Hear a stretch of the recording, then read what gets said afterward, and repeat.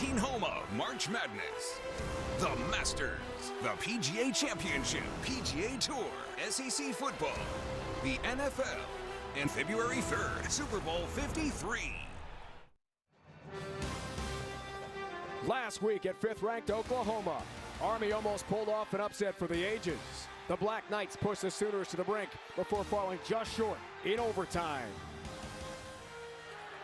It was a landmark win for Buffalo as the Bulls paraded through Rutgers on the road, their first ever win against the Big Ten Conference.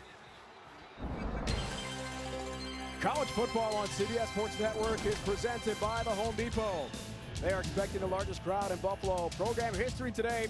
Here at UB Stadium, the Army West Point Black Knights make the trip to the Mid-Hudson Valley to take on the undefeated Bulls of the Mid-American Conference.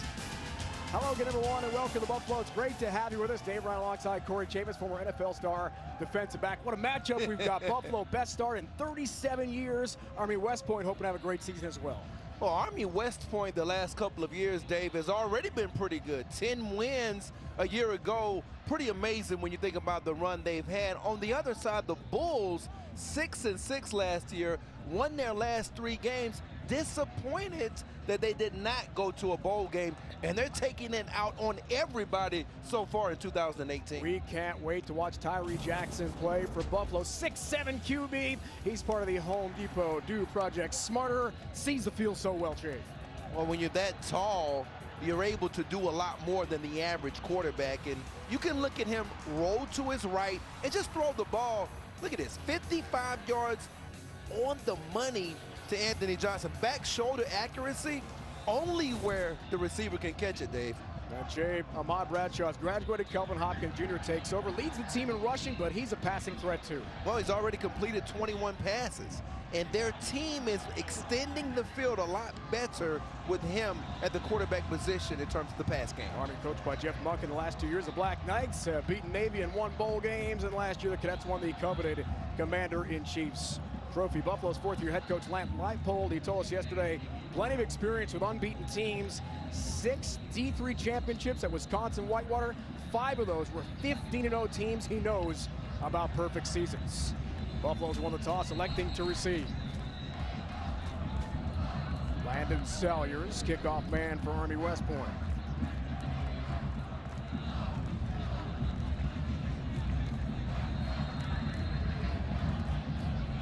A.J. Osborne, one of the deep men to receive for Buffalo. Oh. Along with Charlie Jones. Here we go from Western New York. Charlie Jones from the 9. Looks for room, can't find it. Buried there by Ryan Parker on special teams. Boy, Parker, not a surprise that he made the first hit. Chick-fil-A starting lineup for Buffalo. A quarterback out of North Shores, Michigan, Tyree Jackson, 6'7", a cannon arm. Spectacular start to 2018, 15 touchdown passes, tied for 3rd in the FBS.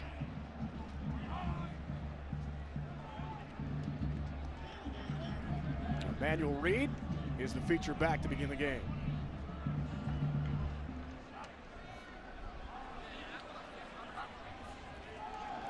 And our first play. Jackson is throwing. Sideline route, rushing the 3rd. Can't bring it in.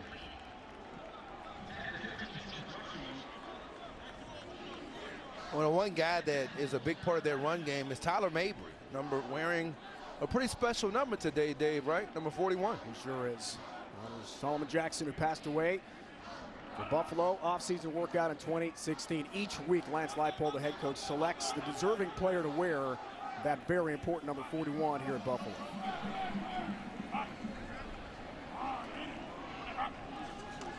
Here's second down. First one play. Reed.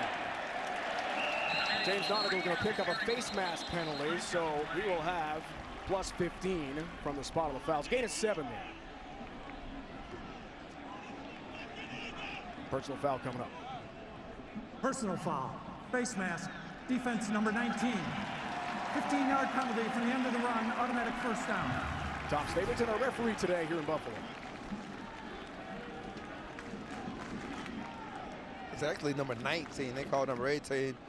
James Nautigal getting off a block, and he's the guy they need to have a big game today. Automatic first down for Tyree Jackson in Buffalo here. Bulls one of 5 teams in the group of 5, undefeated at 4-0, and the only team from the Mid-American Conference. What a season for Buffalo so far.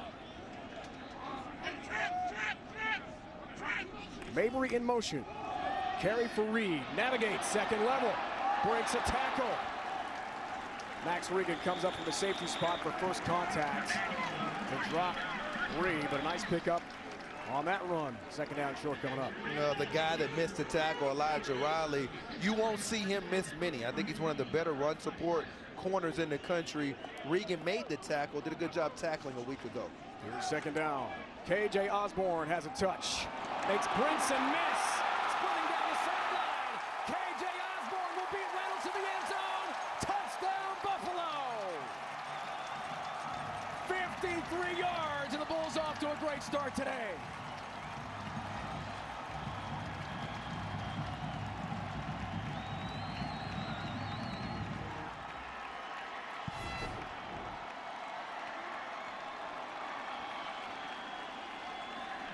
Oh, it's Riley again.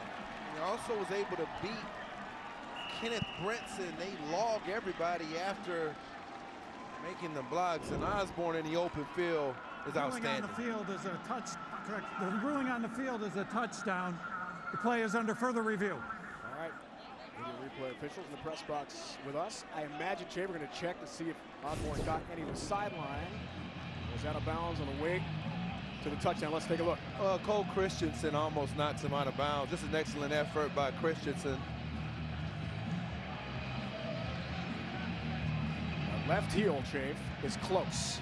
Call a touchdown on the field. Has to be definitive to overturn this.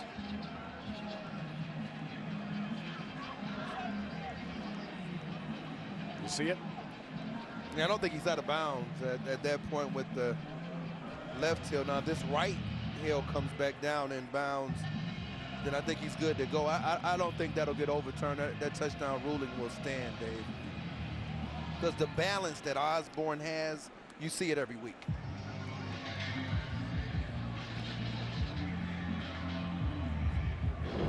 Junior from Ypsilanti, having a spectacular year. Coach was telling us yesterday the All-MAC performer has a pro approach like a coach on the practice field, in the weight room.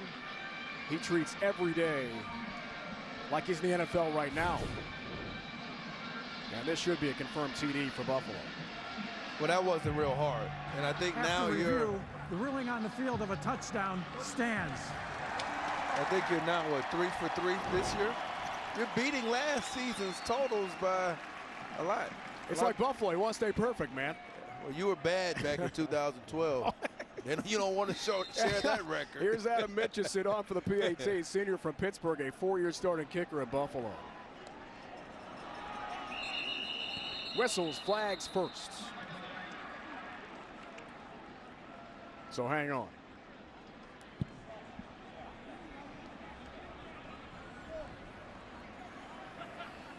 Offside.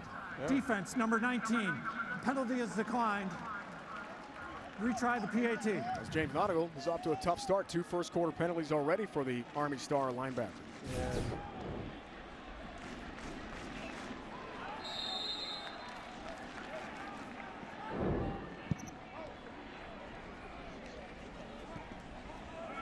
Mitchison has a PAT, and we've got a 7-0 game. Undefeated Buffalo for the Mid-American Conference, off to a great start against Army West Point today.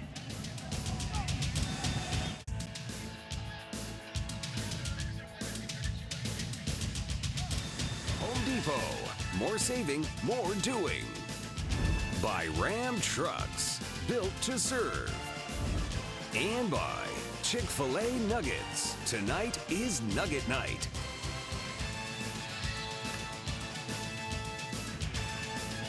Best start Buffalo football since '81. That team coached by Bill Dando began the year 4-0, beat Cortland State, Grove City, Hobart, and Wayne State Division III, but they finished the year at 5-5.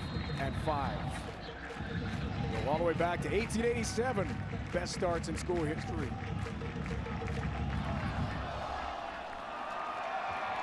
Mitchell to kick off. Kel Walker and Sandon McCoy deep to receive.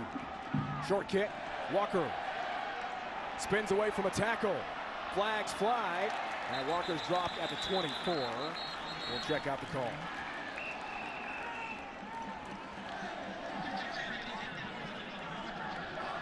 Eight-yard return before the penalty.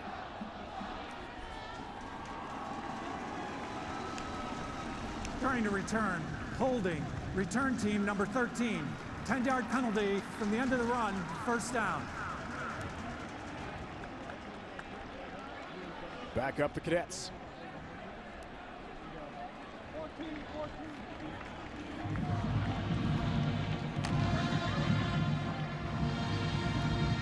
Chick-fil-A starting lineup for Army West Point. After a record-setting career directing the triple option, Amon Bradshaw has graduated, so now the job belongs to Kelvin Hopkins Jr. out of Charlotte, North Carolina. He told us this week he learned so much from Amon Bradshaw, who's still on post helping coach. On first down, pitch, Walker, the edge, and a good pickup for Army. It'll be a first down. No flags, no flags.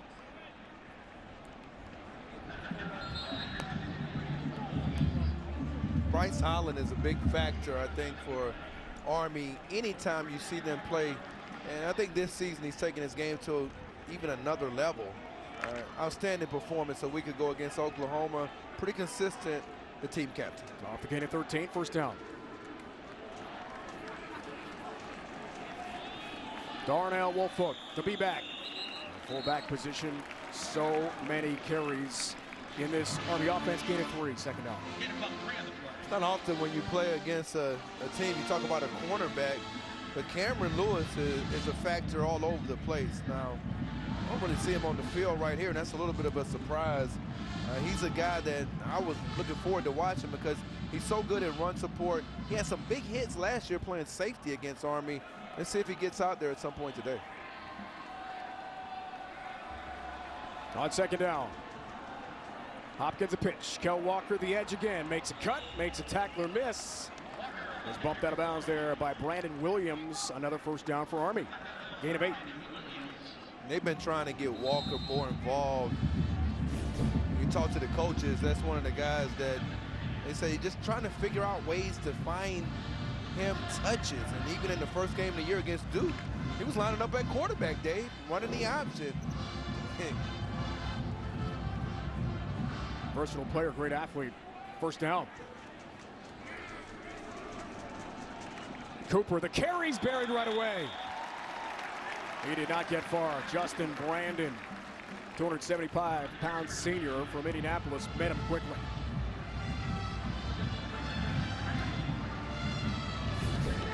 Brandon's one of the stronger guys on their football team. You can see him win across the face.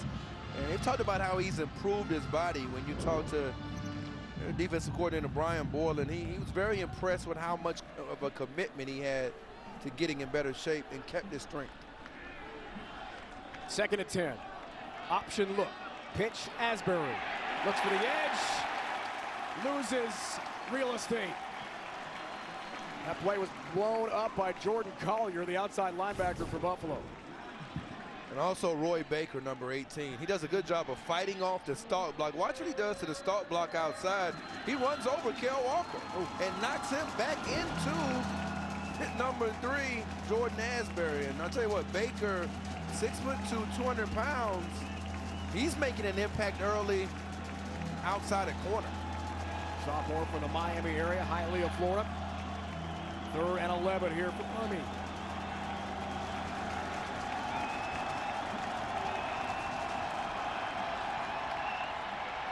Hopkins Jr. throwing.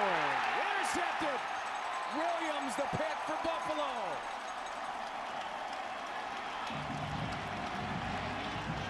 Brandon Williams, the senior from Lovejoy, Georgia. His 3rd career pick. Short field for the Bulls. Yeah, Williams is a former cornerback. Watch him read the eyes of the quarterback. He's trying to get the ball to number 86, Christian Hayes. And that type of instincts from a safety with cornerback potential leads to celebrations.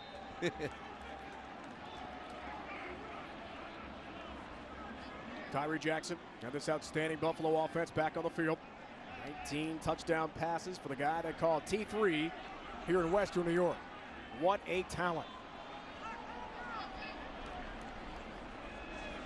On first down, play fake to Reed. Passing, Jones the drop on the slant in front of James Gibby Gibson. And it's incomplete. Couple drops in the slant last week against Rutgers by rushing the third. Yeah, rushing the third has had some problems with drops. You saw Johnson drop a ball, Anthony Johnson, a week ago that led to an interception for Isaiah Wharton. He throws the ball with so many RPMs, sometimes they're tough to corral. He can sing it. What arm strength. Second down.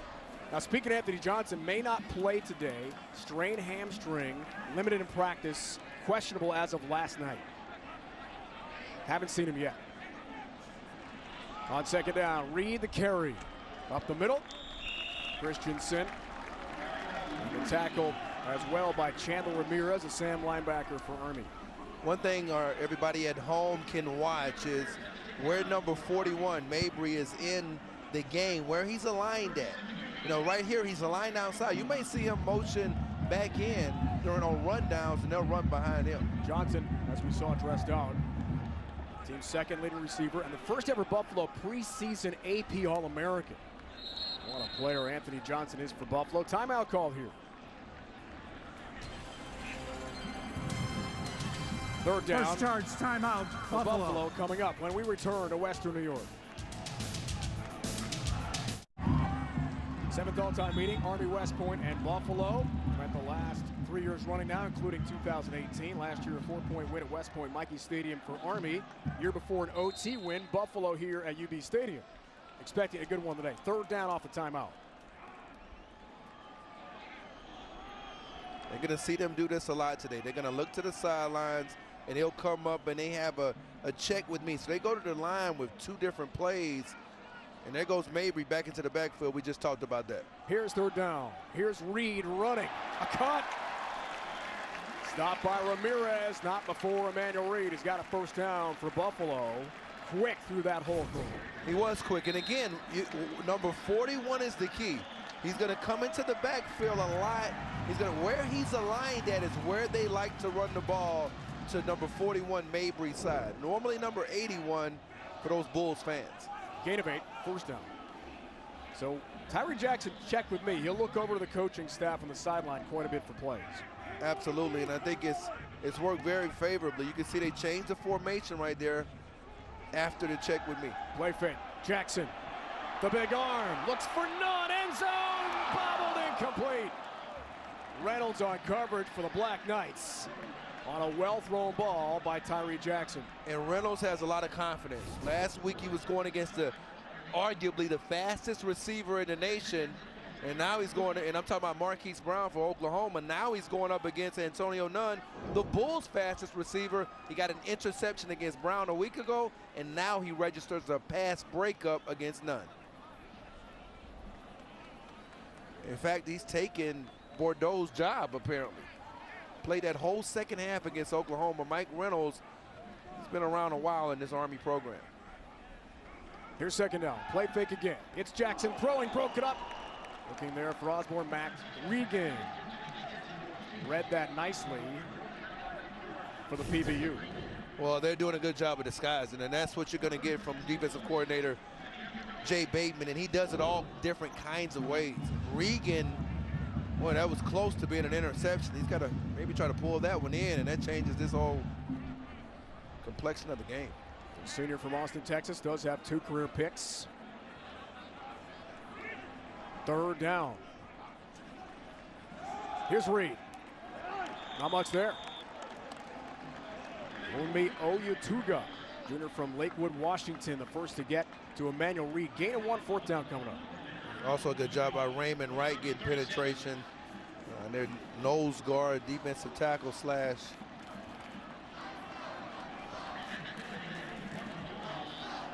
Alvin Finnegan, redshirt freshman, Sterling Heights, Michigan, will come in a punt here with Reynolds back to receive deep for Army.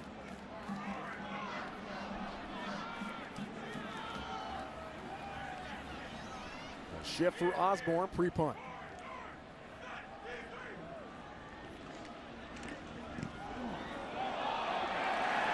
Contact, backfield, penalty coming against Army. They ran into Finnegan. That's going to cost the Black Knights. It was 4th and 9. Let's Personal find out. foul. Roughing the kicker. Automatic first down. Defense. Number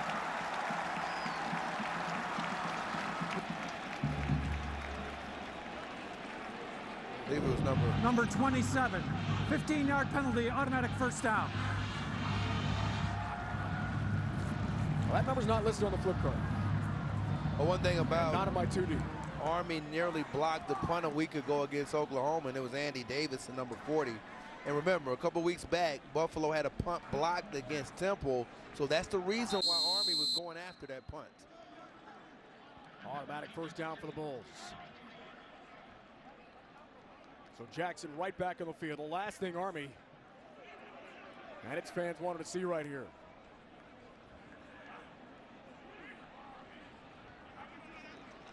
On first down, Reed stays busy, makes a cut. Emmanuel Reed in the clear, touchdown Buffalo! But there is a flag down. Hang on a minute.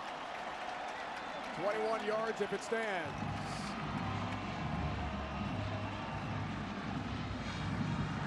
Holding. Offense, number 65. 10-yard penalty from the spot of the foul. First down. Tomas Jack Cordila, junior from Montreal, shaved guilty party. Jack Cordila, you're going to see him try to get up here to the second level. Look at him grab around the waist of 19, James Nautigal. You grab around the waist, and you're going to get that call. When you get to the second level, if you can't make that block, just run by it and get in the way. He tried to grab around the waist, and they got it. And Nautigal has to play a little bit better than he did a week ago. He and Cole Christensen had their moments, but were inconsistent. Kevin Marks, backfield first time for Buffalo. Off the penalty. Jackson, plenty of time. He'll fire low. Christensen on coverage. Jones might have been the intended receiver. Now keep in mind, Jay, great stat here. Buffalo's not been sacked all year. Only team in the FBS without giving up a sack. Jackson's got time, but sometimes accuracy's an issue. Yeah, that's a great point, Dave. And you can see him overstride on his front foot. When you're that long, getting your footwork together important. And that overstride caused that ball to skip. It's something to watch the rest of the day if you're at home, even Bulls fans as well, the rest of the season.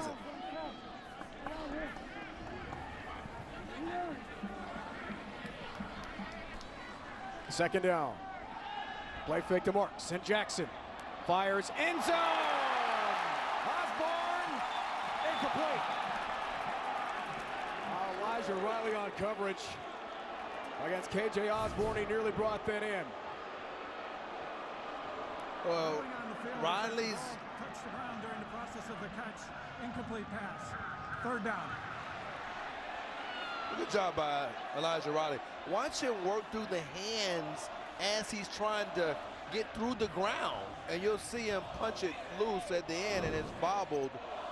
And Riley's putting a lot of one-on-one situations from defensive coordinator Jay Bateman. I don't know if he's had a guy. On the previous play is an incomplete pass. The play is under further review. All right.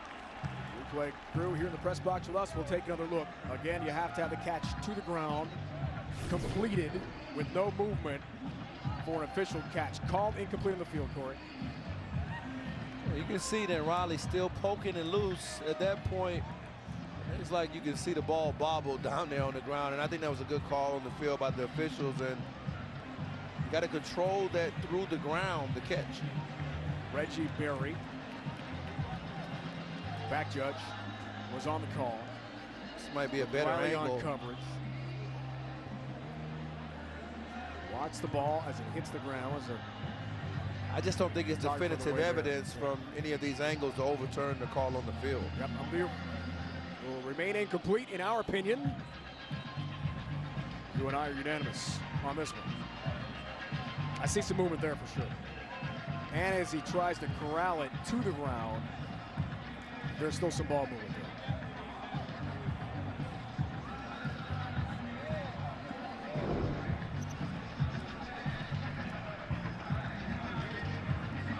So first, a Reed touchdown run, wiped out by the holding penalty. After review, the ruling on the field of an incomplete pass stands.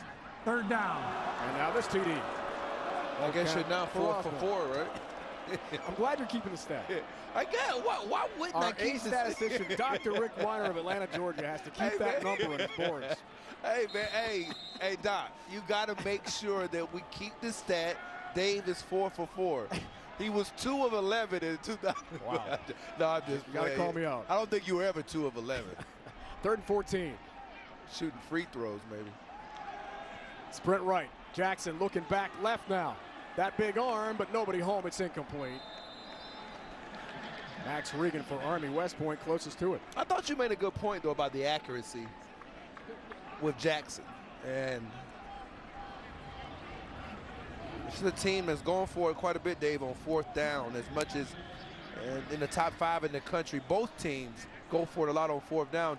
Here we go, 4th and 14. Biggest play of our first quarter. Short field. Lance Leipold has only tried 1 field goal this year with Mitchison. Timeout call by the Bulls. Second charge timeout, Buffalo, 30 seconds. All right, Chase, so 1 timeout left first half for Lance Leipold. And he, with 8:03 to go in our first quarter, has used 2. His star QB, Tyree Jackson, 1 of 8, 53 yards in the score early to Osborne. Well, I thought you made a pretty good point about just the inaccuracy at times, because last week he started off 0 for 3 against Rutgers. He was only 50% in that game, 14 out of 28, and it's because of some of those things that you've been talking about and that we've kind of seen early on in this contest.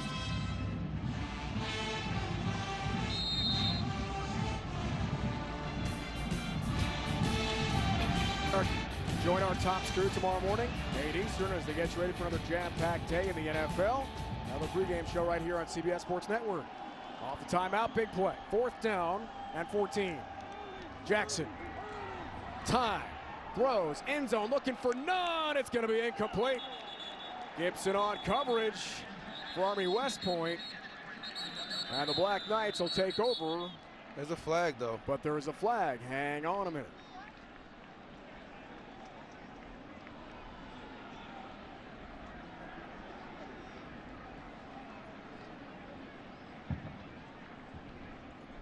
Big call. It was an uncatchable pass, though. There's no foul for defensive pass interference. The ball was uncatchable. Timeout. Corey Chavis said it. Exactly right. Well done, Chavis. Tyree Jackson and Buffalo turned away. He's only 1 for 9 throwing in this first quarter. Army ball when we return. All right, Chafe, talked so much about with Army this year, Rule 9-1-6, cut blocks. Well, you can see right here, they can block from the side if you are within the 5 yards. A year ago, that was a year ago against Tulane.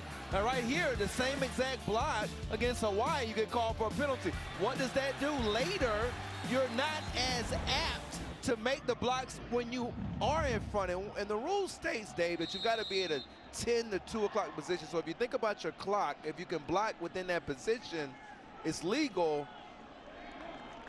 And I think Coach Monk is a little bit frustrated about the rule, because some of his guys, as you saw in the last clip, as our crew did a wonderful job of putting it together, they were higher on those blocks where they were in a legal position to make those blocks within the 5-yard rule. And so because of that, they gave up that outside run against Oklahoma, and that was a big play in the game. Run there by Slumk on first down. Hopkins Jr., 3 straight picks. Darnell Woolfolk pounds ahead. The Army co-captain has a first down for the Black Knights. One of those picks for Hopkins Jr. was against Oklahoma to end the game in overtime. It was the only failed 4th down conversion of the game for Army.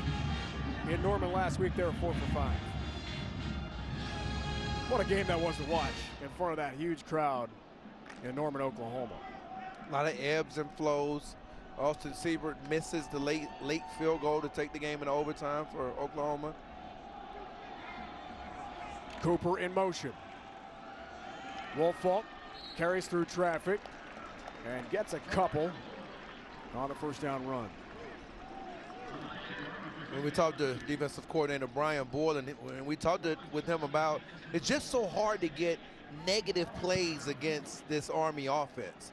And if you can't get negative plays, they're never in 2nd and 12.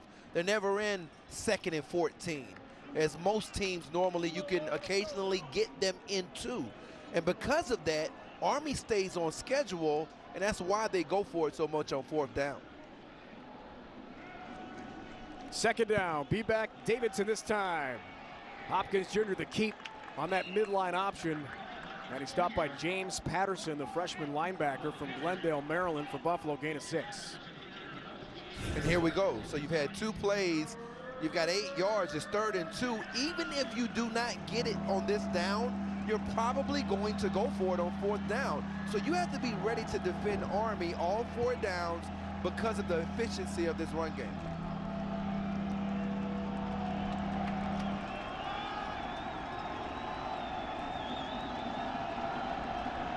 On 3rd down, Slumka. 1st down and then some. Connor Slumka, stopped by Brandon Williams, plows ahead of the 44. A gain of 10 into Bulls territory. And that was their unbalanced line. And I think that's one of the most intriguing things that I love to watch with this Army offense is when they go unbalanced. What they do is they'll move over Jackson Deaton to the right side, or they'll move their right guard, Peyton Reeder, to the left side. And then they'll have their tight end on one side with either of their tackles. Right here, they're balanced up. Kalen Holt feature back. Asbury pitch. Lots of contact and sent backwards. Joey Banks, strong safety among 3 Bulls to get there pretty fast.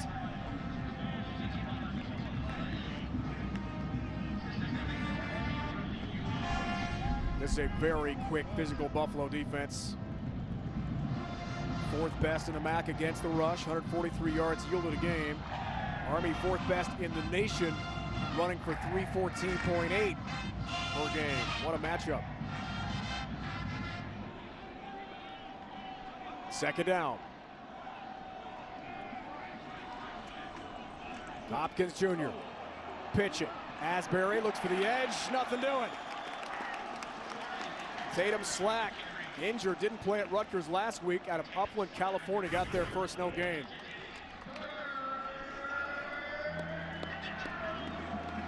Take a look at Khalil Hodge, number 4. We talked about how much he's improved his sideline and sideline speed, along with the guy you mentioned, Tatum Slack. Khalil Hodge, 15 tackles, MAC East Defensive Player of the Week. Last week at Rutgers. What a talent. Record-setting career at Buffalo. 3rd down. Hopkins Jr. some time, has hope, and has a 1st down. Great touch. Gets to the 20-yard line of Buffalo. Kalen Holt, Hawaiian punch out of Eva Beach, Oahu. And you might get a personal foul tacked on at the end, a late hit on Kelvin Hopkins. So watch this. They're gonna come in after the throw. Look at this. Oh, the shot from Hodge. No doubt about that. It was a very good job by Hopkins staying in the pocket and throwing an accurate pass to Holt, who is an NFL prospect. That's plus 15 on the personal foul without question. Maybe targeting. Let's see how high he went there. Let's find out. 2 fouls on the play. Personal foul, hands to the face, defense number 50. That penalty is declined. Personal foul, roughing the passer, defense number 50. Penalty be assessed half the distance to the goal, 1st down. The penalty on Malcolm Kuntz is declined. The penalty on Hodge is accepted. And down they go to the 10-yard line. First and goal. And what a year so far has been by Kalen Holt, who made the big catch down the middle. You got to keep an eye on him when he's aligned at that slot back position. Now, he can also line at the B-back position. Well, Hodge got to be careful. He came in pretty high with the crowd of that helmet. 1st down. Darnell Woolfolk trying to break tackles. Collier, Slack, meet him. But it's north-south with Army in that B-back position, gain of 4. And I think you can see why Buffalo went for it on 4th down and 14, because now Army's had the ball the rest of the quarter. So you have to kind of coach differently when you're playing an Army football team that can control the ball as they have done for the better part of the last 3 seasons. 2nd and goal. Banks the tackle. Takes care of Slumka. It's a gain of 1. 3rd and goal coming up here, Jay. Big play. Now, one thing they attacked Buffalo with in this part of the field a year ago was the toss. In fact, the toss ended up being the winning touchdown for Army in the 21-17 victory. Let's see if they go to the toss to the boundary down here in this part of the field, or whether or not they decide to make it a 4-down game. 11th play of the drive. 3rd and goal. Pitch. Holt. Kalen Holt, end zone. Touchdown, Army. It's the pitch play that Corey Chavis predicted. It's a 5-yard touchdown run. And Kalen Holt and Army within a PAT at tying this game.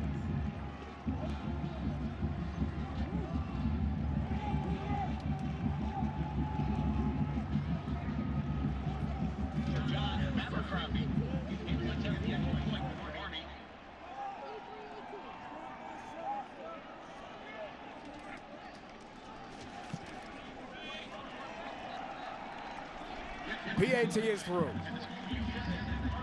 And we are tied 7-7. We thought this would be a great game in Western New York. So far, so good.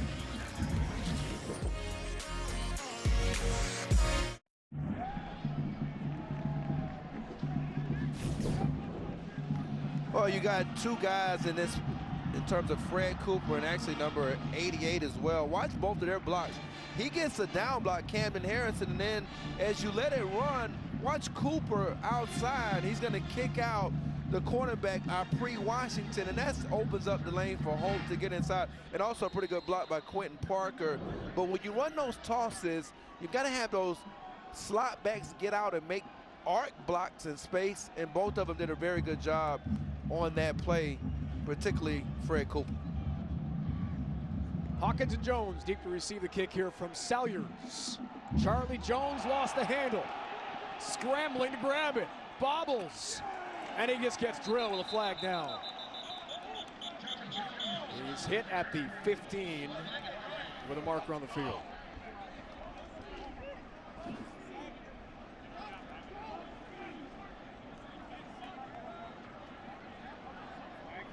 During the return, block in the back, return team number 24, half the distance to the goal, 1st down.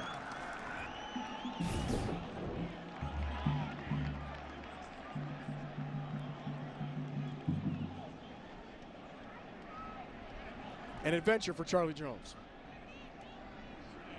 Got a block in the back, backs up the Bulls to just shy of their 7, 1st and 10 for Tyree Jackson. And Buffalo back on the field after a long Army possession cashed in by Kalen Holt. On 1st down, Marks, Regan, a nice stiff arm. And then a good low hit from Jalen McClinton, free safety for Army. I thought Jalen McClinton and Max Regan both tackled very well a week ago. This is an example of just their ability to float to the ball. He kind of beats Regan to the spot with a stiff arm, and then McClinton cleans up. McClinton had 6 tackles last week in Norman in that near shocker against Oklahoma. What an effort by the Cadets. 2nd down. Kevin Marks, team's leading rusher, gets out to about the 14. It's a gain of 3, sets up 3rd down here for Buffalo. Hit by Cole Christensen, team captain for the Knights of the Hudson.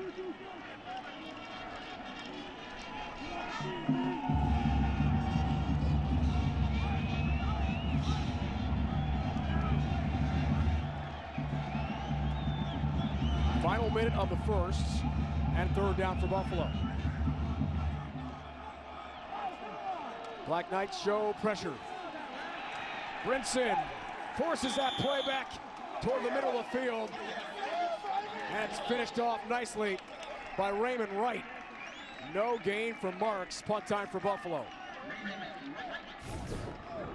Well, Raymond Wright beats Paul Nosworthy. Check out number 72. He's trying to reach block Wright.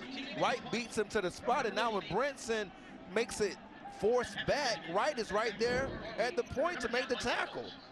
It's good team defense that time by Brinson and Raymond Wright. You called it, Dave. It's a good play by Brinson to force it back. 3 and out for the Bulls. And fitting in the redshirt freshman from Michigan. Had a career-long 63-yard punt in the stadium a couple weeks back against Eastern Michigan. And That's that will the end do of it the for the first first. quarter. Tied at 7. It's a battle of New York State, Buffalo, Army West Point. You're watching college football on CBS Sports Network, presented by the Home Depot. Buffalo undefeated. Army wants to change that. Quarter number 2 is on the way.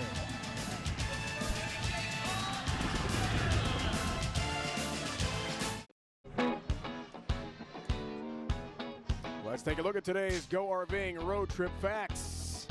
Here at UB at Amherst, that's a good look at the Stampede Square. Tonight, Joe Nichols. Nichols is going to play. Folks here are very excited about that. The all-time attendance record, 29,795. That was in 06 against Temple. Also had a crowd of 29,013 against Syracuse. In 2004, they are hoping for the best crowd in school history here today.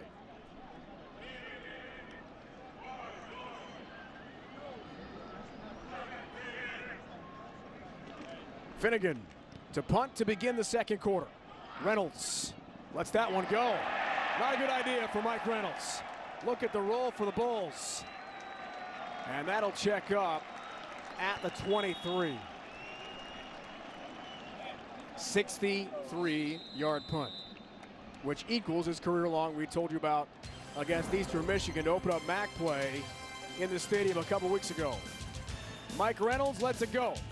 It's a good Bull bounce. Army's ball next.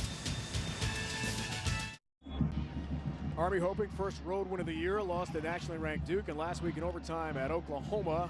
A not easy Jay to face this tall quarterback in Tyree Jackson, 6'7", Kelvin Hopkins Jr. at 5'10", and the average in between. What are the advantages Tyree Jackson has? Well, I think he can see over the defense, and so many times this year, whether it was against Temple, Eastern Michigan, on the move, you can see him move in the pocket, and he can see down the field. You saw that on the touchdown against Rutgers last week as well. That's the advantage of being tall, but right now, it's a tall order for him to get a first down against this Army defense. Hopkins Jr. runs the option and gets belted. Joey Banks made some heavy contact against Kelvin Hopkins Jr. Now, we spoke with Kelvin. He said, I'm 5'9"-ish, and listed him at 5'10". He's not that tall, but he runs this option pretty well. He's got some courage. Well, did you see the fake pitch? He did that last week and scored against Oklahoma, so that's something you've seen from him. Watched him against Hawaii do that a couple of times. It's a reason why he's gone for back-to-back 100-yard games, making better decisions in the pitch game. On second down, Cooper in motion. Hopkins Jr. keeps. Lost the ball, but he was down. Called down. Hodge adding to his record-setting tackle total for Buffalo. It's a gain of 5. Ruling on the field is that the runner was down, third down. And I like this. This is their counter option. So they start one way, they pull the backside guard, Jackson Deaton, and they come back the other way with it. So now you've got to defend it both ways with the motion from the slot back. That's called their counter option. So they can give it to you a number of different ways. Now they're in 3rd and 2, and this is for them 4-down territory. Even if they don't get it, they're not in an unbalanced line on this play. Third down. Hopkins Jr. keeps. Hodge finds him not before he's got another first down. Progress out to the 36. Chains will move for Army West Point. It's a gain of 5. We had a really great chat with Hopkins Jr. this week, Corey, and he talked about what he learned from Ahmad Bradshaw. It was a lot. It really was, and I think the thing that he talked about the most was Ahmad was a big preparation guy. So I watched he was always aware of what everyone was doing. And I think by him watching that alone, I think it gave him confidence to take over the leadership role. First down, Asbury in motion. Hopkins Jr. is throwing. Catch Harrison. It's a big play for Army. Cam Harrison brings in the deep ball, and it's all the way to the 27-yard line. A Buffalo first down, gain of 37. This is a popular route concept. Watch the guys cross down the field. I call it a deep over route or a Dover, and they get the eyes of Brandon Williams. He's a step late. So much of that run action influencing you. We've talked about how he's already completed now, as you can see the graphic, 23 passes on the season.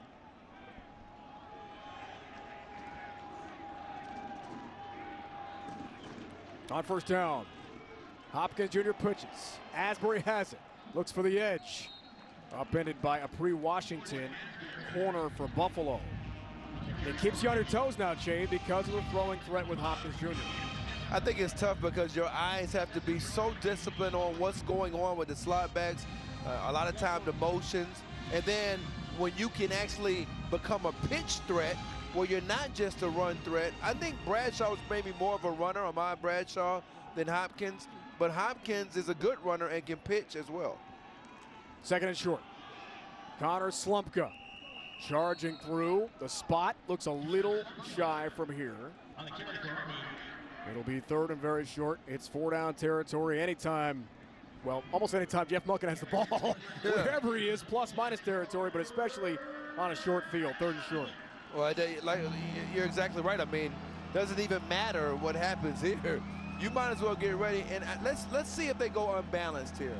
If they go unbalanced, I call it the crunchberry play. We're not talking about you and your cereal, but I'm talking about, and I think, let's see if they're unbalanced on this. Looks like they're evened up. Third down. The push, Slumpka from behind with his QB. Hopkins Jr. and that spot is plenty. Gain of 2, first down for Army West Point. Now coming into this game, he had 6 rushes on 4th down, and 5 of those were first downs. And on 3rd and 1, you've seen that quarterback sneak a lot. You saw it against Oklahoma, and you've seen it in several games. He's their short yardage runner. Big fan of Cam Newton, Teddy Bridgewater growing up. Kelvin Hopkins Jr., a state championship QB in Charlotte, North Carolina, but he ran a no-huddle spread, not the triple option. First down.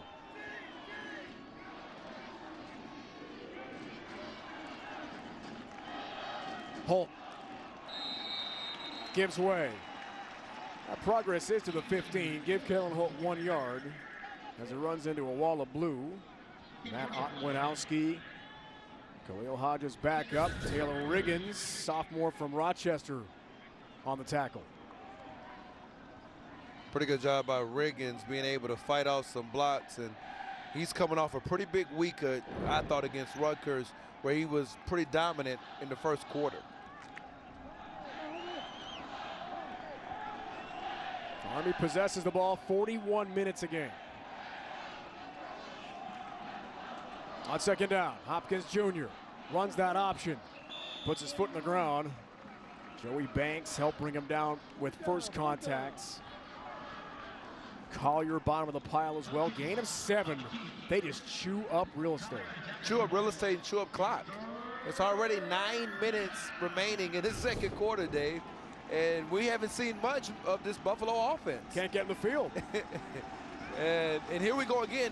Look what they've gotten themselves into again. 3rd and 3. So again, 2-down territory. The B-back is Darnell Woolfolk. And now they go unbalanced left. So expect them to run it left. They come back right. Woolfolk carries. Powerful run. Has a first down. Gets to the 5. Gain of 3. And first and goal coming up for Army West Point. Collier, heavy contact.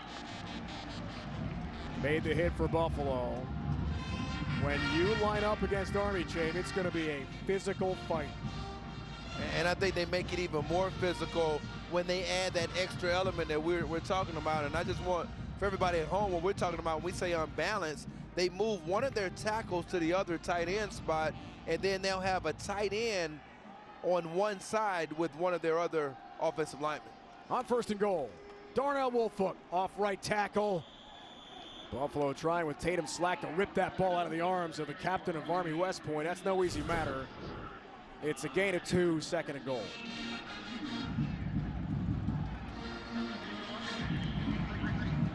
Pretty good job that time by Wanowski of being able to stack and shed, and got some help from Banks. It takes some supreme efforts now. You got 3 cracks at it. And they're back in the formation we just got through describing. Slumpka, be back now. He'll get the carry. Plows ahead. End zone, touchdown, Army West Point. Connor Slumpka from 3 yards out. On a 12-play drive. That 8-up clock. And Army scores again.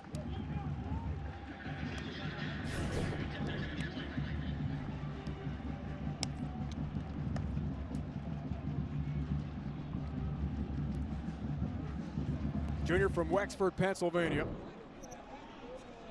His 8th career touchdown run.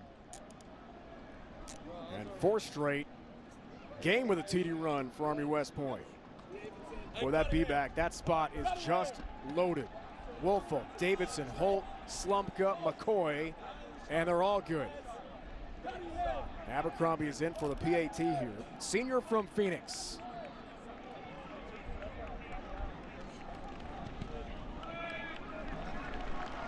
And he's got it. And the Knights of the Hudson have a 14-7 lead. They are running, and they're gunning here in Buffalo, trying to knock off the undefeated Bulls.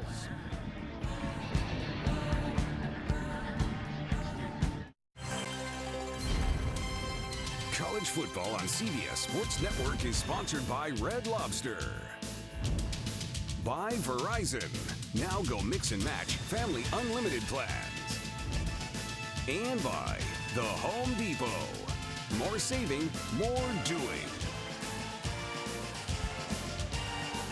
Great behind-the-scenes look. United States Army's 10th Mountain Division, designated as a mountain warfare unit, receiving intense specialized training for fighting in mountainous and Arctic conditions. Honor today, sticker on the back of the Army helmets. 14-7. Army West Point a lead. Salyers kickoff man today. Abercrombie handling the PAT field goal duties. Jones Overton, our deep receiver kick. Charlie Jones from the 9. Has a lane, a little room, and he's decked shy of the 30. Dave, these race routes that Army runs off of their play action, they put a lot of stress on a defensive back. Now, watch Brandon Williams, the guy we just spotlighted. You're going to see off of their run action, he's going to come up, and right at the snap when he comes up, Camden Harrison runs right by him because his eyes are in the backfield. And I think that's a big reason why that was a drive starter to me. Kind of kept it going, and then you end up having the run game finish you off. Finally, Jackson Reed in the offense for Buffalo back on the field. Cole Christensen, great pursuit tackle on Emmanuel Reed. Time of possession, as we talked about, would be huge. Army had it for 45 minutes in that close loss at Oklahoma last week. And almost 16 minutes of possession time today, keeping Jackson off the field. Tyree Jackson stands tall in the pocket, looks for Jones, makes a great catch along the sideline in front of Jalen McClinton. It's a big pickup for Buffalo, just what the Bulls needed. Well, that was just a great throw, too, by Tyree Jackson. This is why everybody is salivating over his skills. The corner route, he's just going to throw it through the coverage of Jalen McClinton. You throw it through coverage with that arm strength. Off the gain at 21. Catch none. Dropped by Mike Reynolds. And now Buffalo finds a groove and a little hop in their step with Jackson heating up. He was 1 for 9 for 53 yards. The TD to Osborne early in this game. Somewhat streaky as a passer. On second down, Reed the carry. Runs into trouble. I don't think he got there. Christensen, the junior captain for Army West Point, on the tackle. The spot's good though, and the chains will move. Cole Christensen, first junior Army captain since Jeremy Timp. He was a great one back in 2015.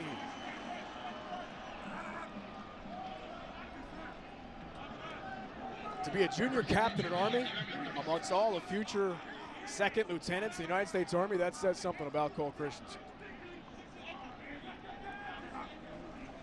Here's first down. Here's Reed again. Look at the cut. Emmanuel Reed stopped by Max Regan. Almost first down yards. Gain of 9.5 there for the ultra quick Emmanuel Reed with some shake. Well, you follow number 41, Tyler Mabry. He'll take you to the football. It was a first down. Reed stays busy. Patterson helps stack him up. On the first down runs, Buffalo goes fast.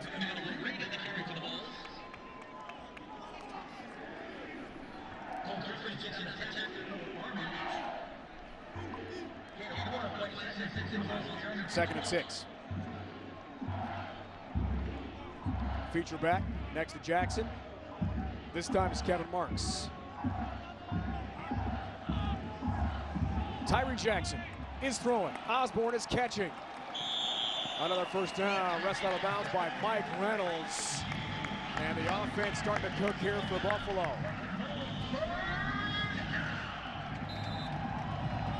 Gain of 8.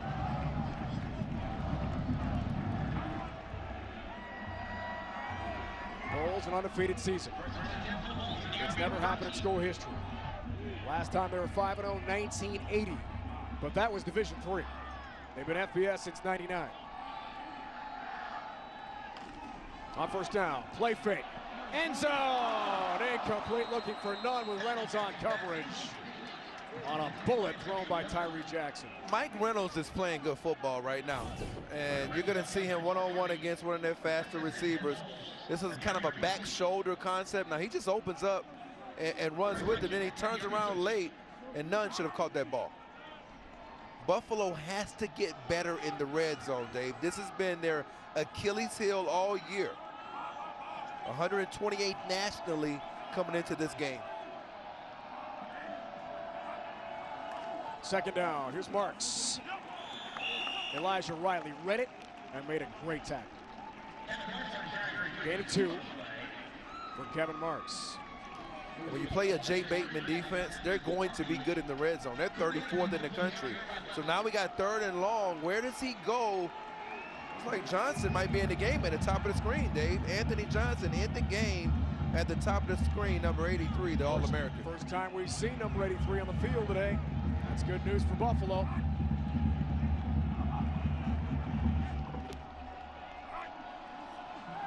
Third down. Jackson looks for Jones, broken up Christensen.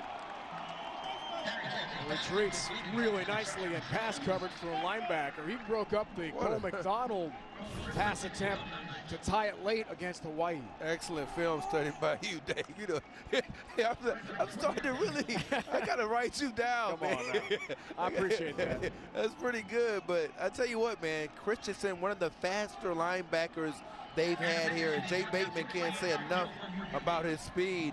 Mitchison has been inconsistent.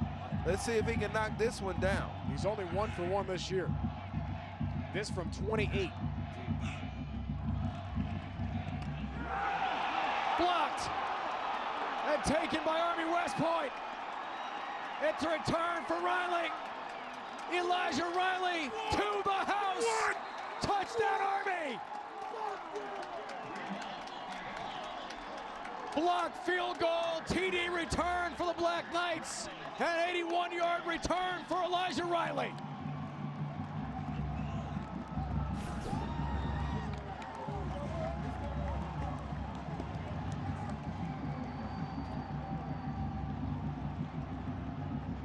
Funmi Oyatuga, Jave blocks it, and Riley takes advantage.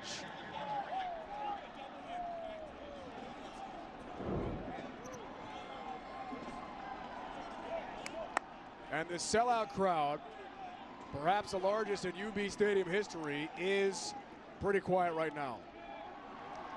Abercrombie, good on the PA team.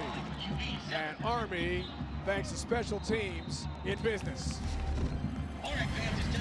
Well, you know what I feel about special teams. And you see Jeff Monken, he's like, make it go, go, go, go. Go, get out of the way, get back. Touchdown.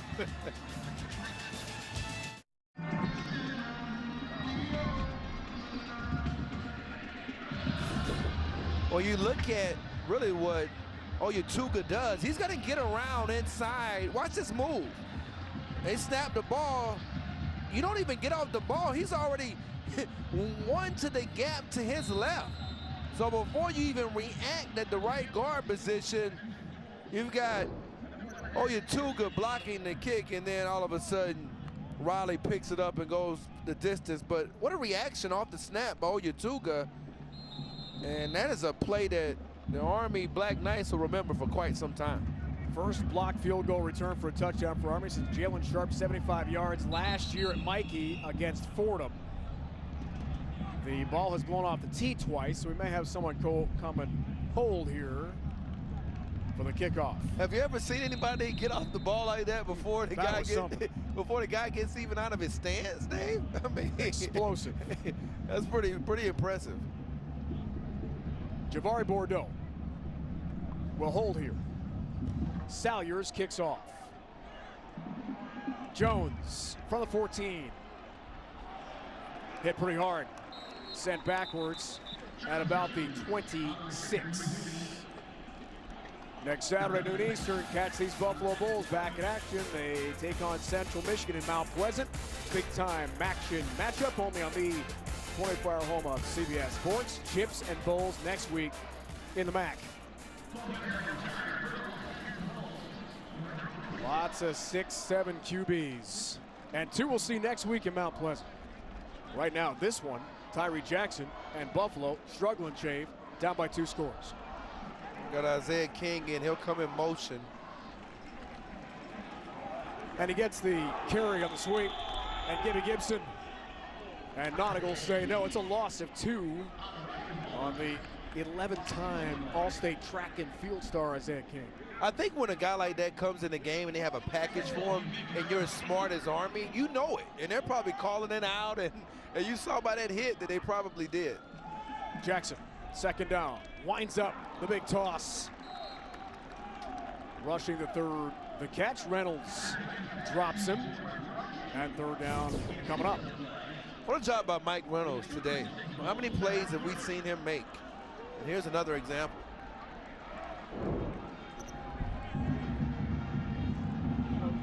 Army West Point, 2 picks on the season entering play here today.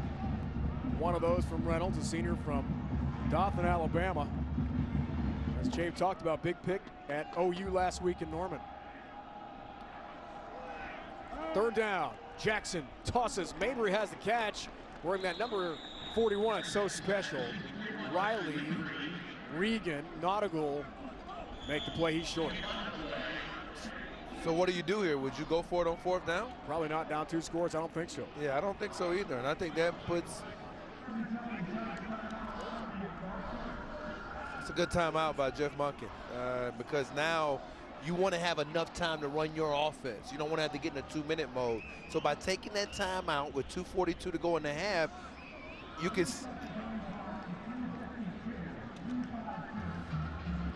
And Army, by the way, Chave, has run the ball 23 of the last 26 plays. Dominant in the run game again. And special teams so big on the Oyatuga block field goal taken to the house by Elijah Riley.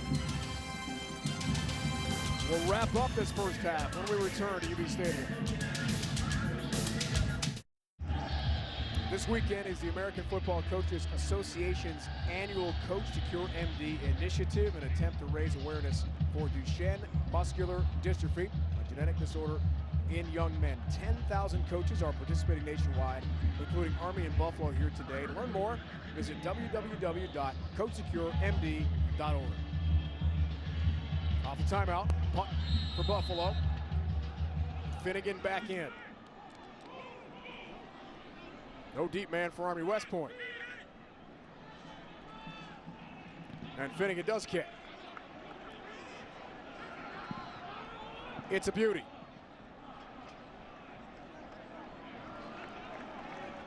Jeremiah Reardon. And company, long snapper. Helped down that one. That's a great kick again for Evan Finnegan. He's got a 63-yarder, now a 57-yard punt. He's been a weapon, but not much else is going so well here for Buffalo today.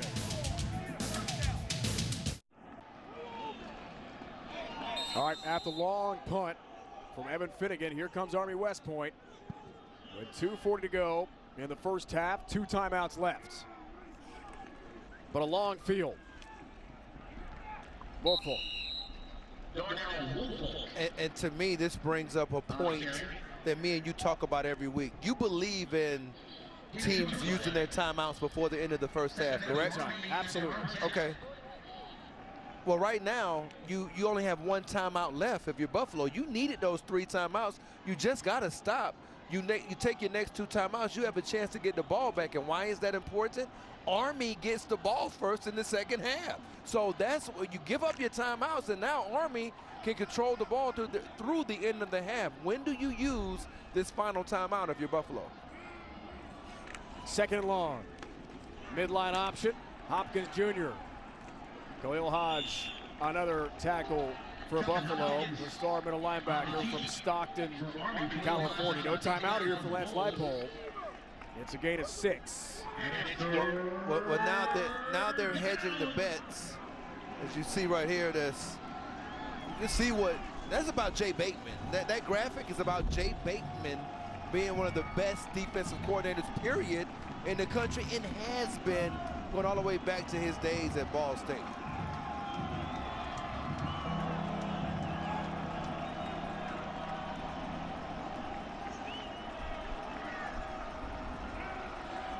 Third and 2. Give up the middle. We got to use the timeout here. Short. Buffalo has to use the timeout.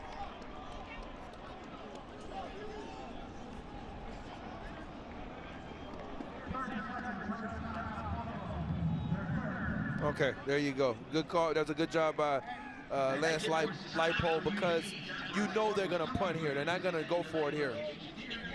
Coming up, Chape, halftime report powered by Ram Trucks. Adam Zucker, Rick Neuheisel, Brian Jones standing by in our New York studio. We'll have the covered on all the highlights and news from today's action. It's all coming up on the halftime report powered by Ram Trucks. Ohio State, Penn State. That's a big one. Notre Dame, Stanford. That's a big one. Well, who you got? Who do you have, Dave? I like Penn State at home. What's up? And I like Notre Dame. Penn State? Okay. Are you like Notre Dame? I think Stanford. But I'm really liking Syracuse leading. And who told you about that game? In Death Valley. But who told you? Who told you to look up? Now 16-7. Man, don't try that. Corey Chavis did. No, you said, you're like, oh man, we're playing Clemson. I said, didn't y'all beat Clemson last year? You all worried. Well, let's see what happens. They're going to go for it here, aren't they? Down there, going for it. How about this call? And it's going to be a first down for Army. Wow. Hopkins Jr. keeps and gets the first off the timeout. He gets 3 and moves the chains. What an opportunity that was for the Buffalo defense to get the ball in the turn. And who they go behind? Bryce Holland, the guy we talked about. If you're going to go on 4th and 1, that's the 6th first down this year on 4th and 1 from Kelvin Hopkins Jr. And who was it behind? Bryce Holland.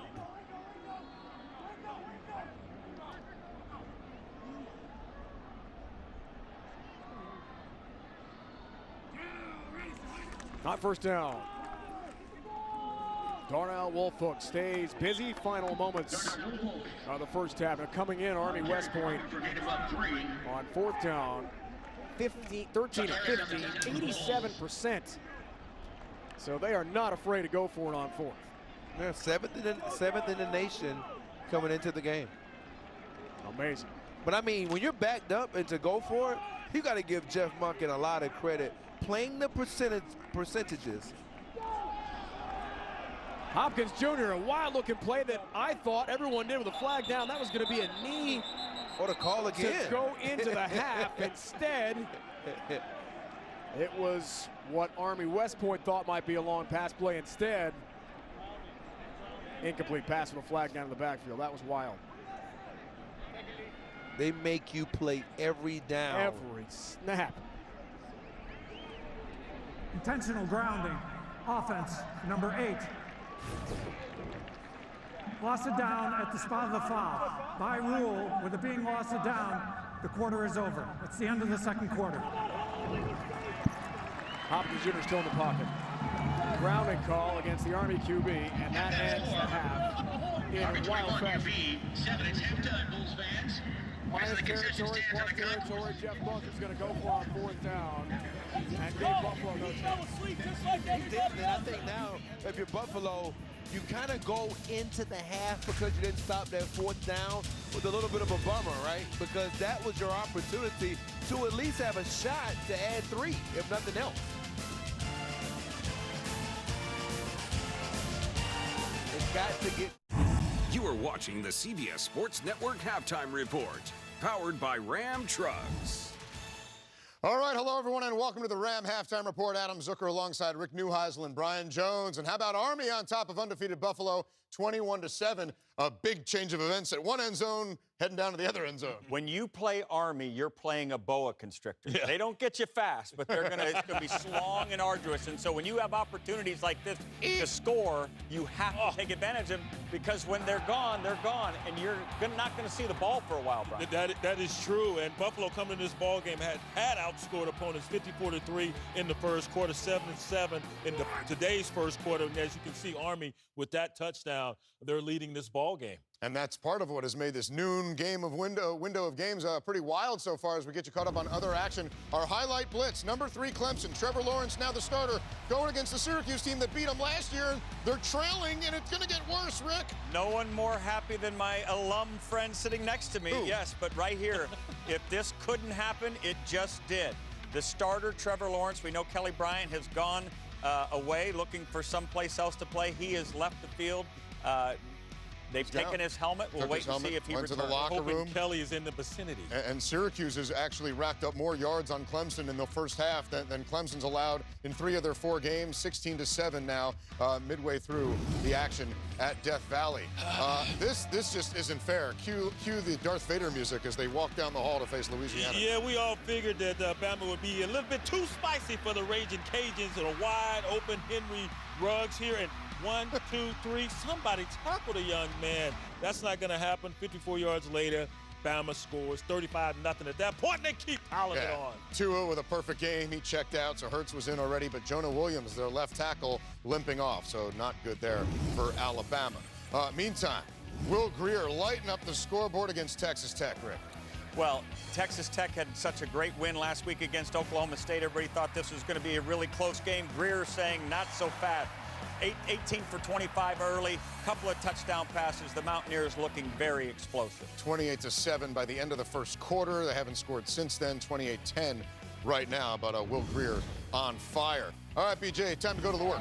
Hey, I tell you what, this offense for Michigan State, they need to open up things, and that's what Brian Lewerke does right here. He's Lewerking it. Second TD of the day, matching a career high.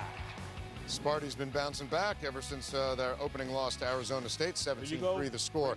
Jerry Jones, he's still waiting to see his Hogs beat A&M at his place. So far not happening. Jashawn Corbin opening kickoff 100 yards the other way, and NC State looking to go to 4-0. They lead Virginia 10-7. All right, we'll preview the marquee games coming up later today in our Saturday Spotlight when the Ram Halftime Report continues.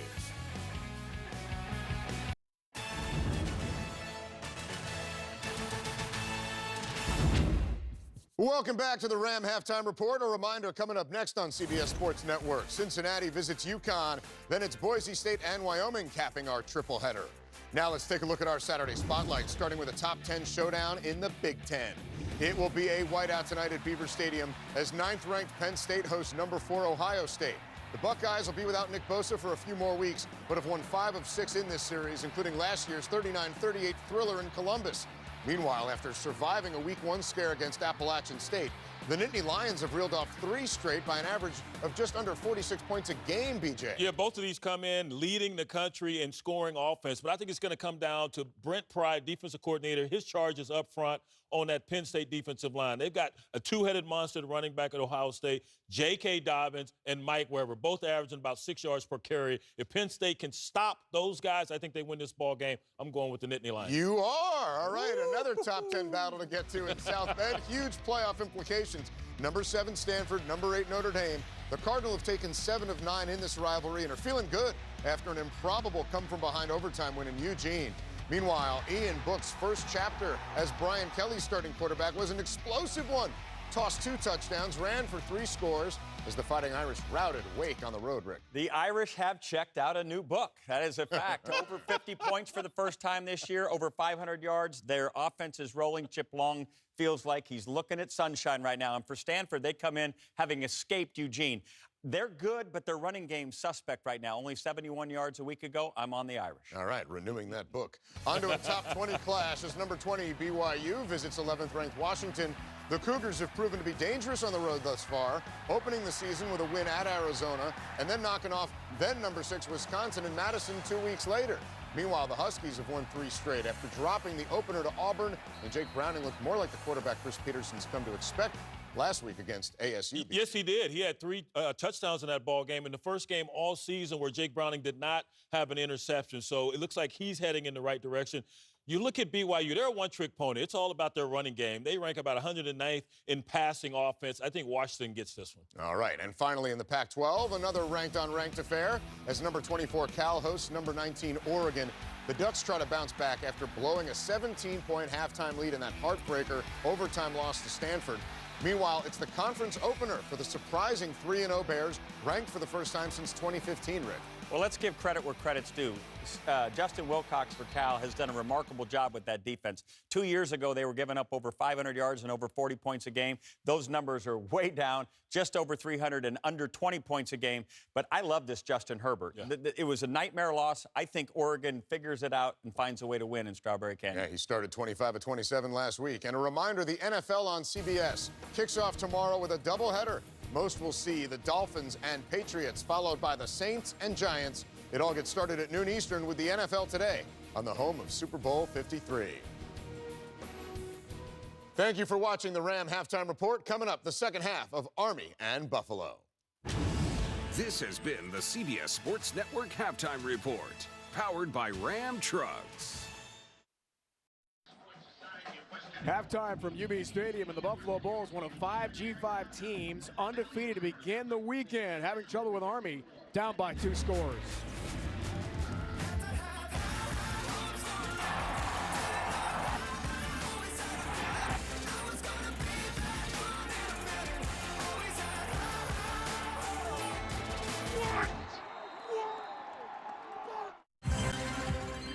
Army has led in time of possession 17 of 18 quarters this year. They had a plus 7-minute TOP advantage in the first 30 today here at Buffalo and lead the Bulls in the MAC 21-7. Welcome back to UB Stadium, Dave and Shave, and that's an impressive first 30 minutes for Army West Point. Well, you know what? When you add on the special teams production and what they've done offensively, and what about Jay Bateman, their defensive coordinator? Because so many times when you talk about the Army, you talk about that offense, right? Well, this defense has been pretty impressive, and it's reflective in the time of possession. Our first half stats brought to you by 5 Hour Energy. 1 turnover for Army in that first half. The pick, rushing yards, a big advantage. Bottom line, Tyree Jackson wasn't on the field the first half for Buffalo. And those rushing yards, how do you stop a team from running? This is your play, Dave. You talked about Kenneth Brinson. Well, let's look at him on the edge. zone blocking scheme, everybody going at an angle. And what does this open up? When you cut the edge like Brinson does right here, Raymond Wright, number 77 in the middle, he's coming. I'm coming to help my guy.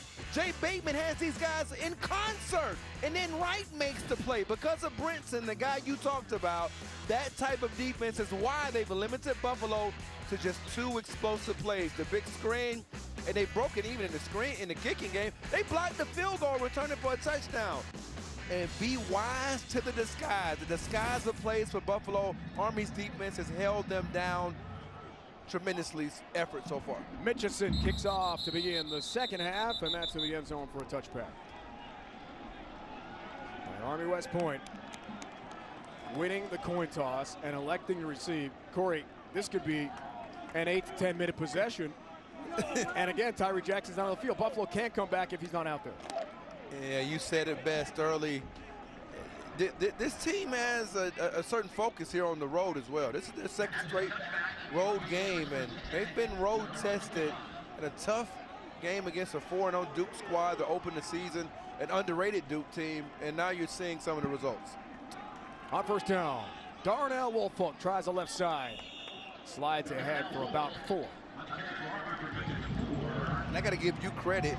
You were the one that came up with the phrase, be wise to the disguise, right? Thank you. Why, thank you, Corey.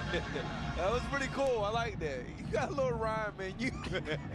I'm normally the rapper. I learned from the best, Corey Chambers. But, man, that was a pretty good one-liner. I know Dr. Rick Weiner would like that one-liner. 2nd and 6 here for Army. You didn't catch that. Hopkins Jr. on the keep. Pitching, Kel Walker. That caught it, though. Contact. Cornerback for Buffalo. Gain of 2, 3rd down coming up.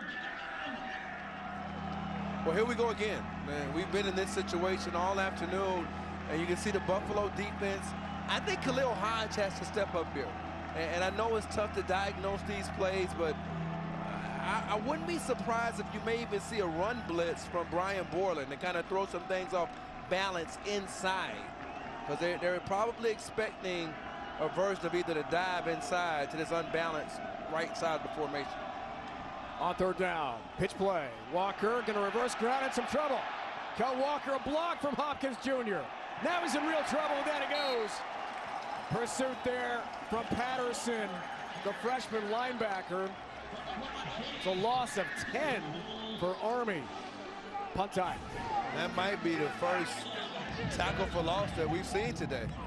The second tackle for loss. And a good job getting up the field by Justin Brandon. And then you've talked about Patterson and speed. It's a big reason why the freshman has gotten off to such a fast start. This is one of the best punt returners in the country back here in KJ Osborne. First punt of the day. Here for Nick Schrage of Army. Osborne. What a boot. And a good cadet roll. Wow, that is a great punt. Booming punt into the wind here at UB Stadium, and we're on the field pregame. It's swirling down there, especially toward that far corner. 66-yard punt for Army's Nick Schrage. And we talked about breaking even in the kicking game. They're winning the kicking game, and it's not even close right now. You've already had the block field goal return, and I think that you go back to Schrage, he had a similar punt like that last year against Ohio State. It's windy here. About 20-mile-an-hour gusts off the shores of Lake Erie. Jackson and company handing to Reed on first down, and Cole Christensen reads it nicely and stuffs the hole for Army. Active tackler in the middle for the Cadets. See, they go to the screen game at the top, potentially, with the bunch formation. Jackson throwing. Osborne the catch. Knocked out of bounds by Elijah Riley. And 3rd down coming up. And that's a tackle that he missed earlier along with Brinson. And they're going to go right back to this formation. They're going to probably run it here. On 3rd and short. It's Emmanuel Reed. It's a Buffalo first down. Crosses the 25, out to about the 27. They're going fast here. They are, and they have a couple of different plays out of that formation that they go to, and that got them back into that rhythm you're talking about. No, Antonio Johnson only came out for one play in the first half. Hamstring injury, limited in practice this week. And coaches told us yesterday he was about 75%. They doubted he'd have a big role in today's game.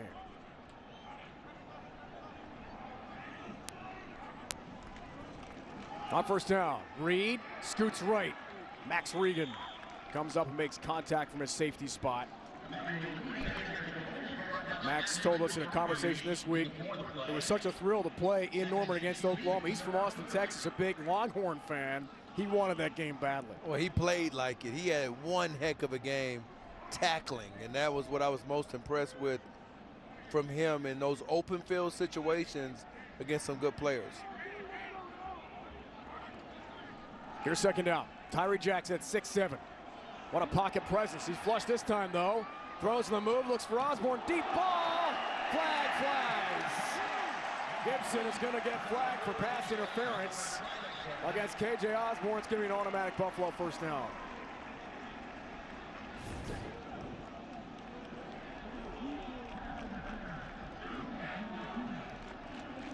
Automatic first down.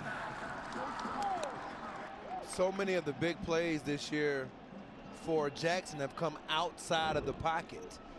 A similar throw to Osborne, just like that, in this stadium against Eastern Michigan, resulted in a touchdown.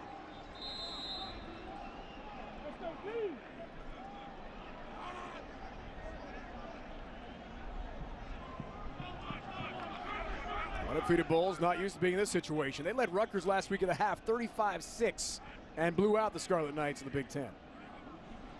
Here's first down. Play fake. Osborne, catch, screen, makes a move. Christensen can't bring him down. McClinton and Gibson polish him off, but KJ Osborne can scoot. First down, Buffalo.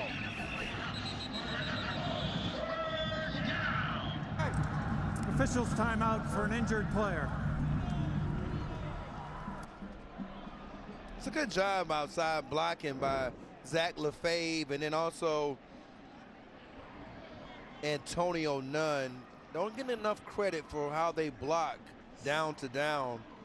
And he had actually a block on the game-winning touchdown against Temple, Antonio Nunn. Chandler Ramirez, Jave, is injured, senior from San Jose. A former defensive end who now plays that Sam strong side linebacker spot. Same as Alex Ackerman, had a great career at Army. He graduated last year. Yeah, and they put him at a position where he's matched up against 300-pound tackles, and he's only 250 pounds, and he does a phenomenal job of competing down to down. Jay Bateman, defensive coordinator, told us he wished he had 11 of guys like Chandler Ramirez, just a great team player. That's what Army's all about, right? I mean, the team unity, the leadership, just extraordinary. Well, you're sometimes asked to do more than what is actually thought of at your size. And he's a perfect example of that. Big drive here for Buffalo. Down 2 scores. Undefeated team. The only unbeaten team remaining in the Mid-American Conference.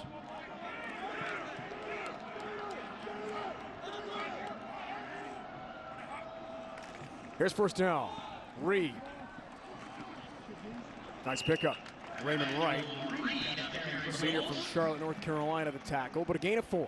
I tell you what, man, the Army coaches on the sidelines, as they're making their checks with Buffalo, you'll watch Tyree Jackson look over to the sidelines, they come back with a check on their side. Here's an example of it. Second down, Jackson, pump fake. Jones, the catch, Charlie Jones makes the move. McClinton, Gibson have the tackle inside the 5-yard line of Army. First and goal for the Bulls, gain of 32. Well, all Charlie Jones does is make big plays. It's been his forte. First and goal, it's Reed. Short. Not by much. Cole Christensen made the stick. At about the half-yard line. Second and goal coming up. Second and goal, UB at the Army 1. Jackson throws. Rushing in third, blown up by Riley. Elijah Riley read it and popped. Rushing the third, the Wisconsin transfer. How many times have we seen him do that this year? Started the season off against Duke with a play very similar to that. And rushing in third, look, Gimpy. He's heading off. They've already lost Johnson. It's third down. Are they going to go to none at the top against Riley or take it back to Osborne at the bottom of the screen? Johnson is in the game. Far left, bottom of your screen, split out for Jackson. It's only second snap of the game. Third and goal. Reed, nothing doing. How about that read? Jeremiah Lowry. Sophomore from Elmore, Alabama. It's only his second tackle of the season. Well, he's coming in for Ramirez, I'm imagining. And being able to make a play like that in this situation, you put them in a fourth and goal from the 8. Wow. It was 2nd and a half a yard, and now off the loss of 4, it's 4th and goal here for Buffalo. You got to go to Johnson at the top of the screen, right? Your money guy, or is it a setup? Timeout. Jeff Monken sprinting down the field onto the playing surface at the 10-yard line. He ran about 40 yards. Give the guy a, what, 5 flat 40? Timeout Army. Wow. Why you got to say 5 flat? Huge play for Buffalo here. They're 7-13. Che, 4th down calls on the year. 0 for 1 today. The thinking with Lance Leipold going forward here. What do you think? Well, first of all, if you kick a field goal, you're going to still be down 2 scores. You don't get enough shots on goal against this Army team. You've got to score now. That's the thinking. Get it to a 1-score game, because if they get the ball back and run out the rest of the quarter, you may not see it 2 more times. So he knows that this red zone possession, their biggest weakness, this is their biggest play of the season so far. 11th play of the drive. And Buffalo trying to remain undefeated for Lance Leipold. Huge 4th down and goal here. And I'm going to Johnson at the top regardless of the injury. They may bring him in motion. Jackson on 4th down. Fires end zone. Osborne incomplete, but there's a flag. McClint pass interference. It'll be an automatic 1st down.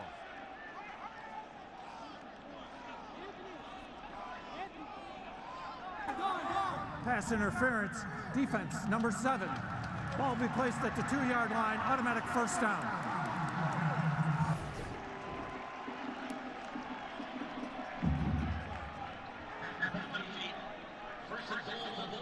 I'm not sure that this is a touchdown.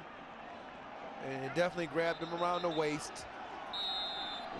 And that was a clear hook. Sets up 1st and goal. Kevin Marks, featured tailback, is stopped.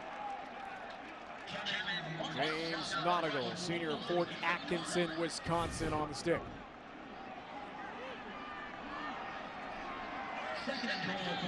Doing a good job of some of these run blitzes around the goal line. That's been a big factor for them. And Nautigal and Christensen are both very good at timing blitzes. I think you got to go right back to Marks one more time and give him another shot. It's Marks. End zone, touchdown, Buffalo.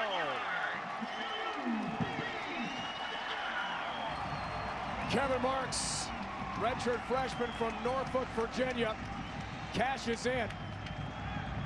A 1-yard touchdown run, and we've got a 1-score game.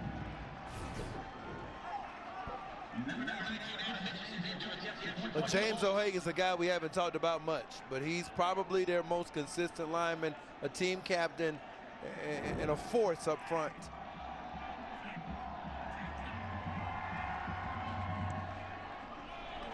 Mitchison misses the PAT. Wow. It has been a tough day for Adam Mitchison. A blocked field goal returned by Riley for a touchdown, and now it hooks the PAT wide left. But Mark scoring for the Bulls. Back on the board, 21-13.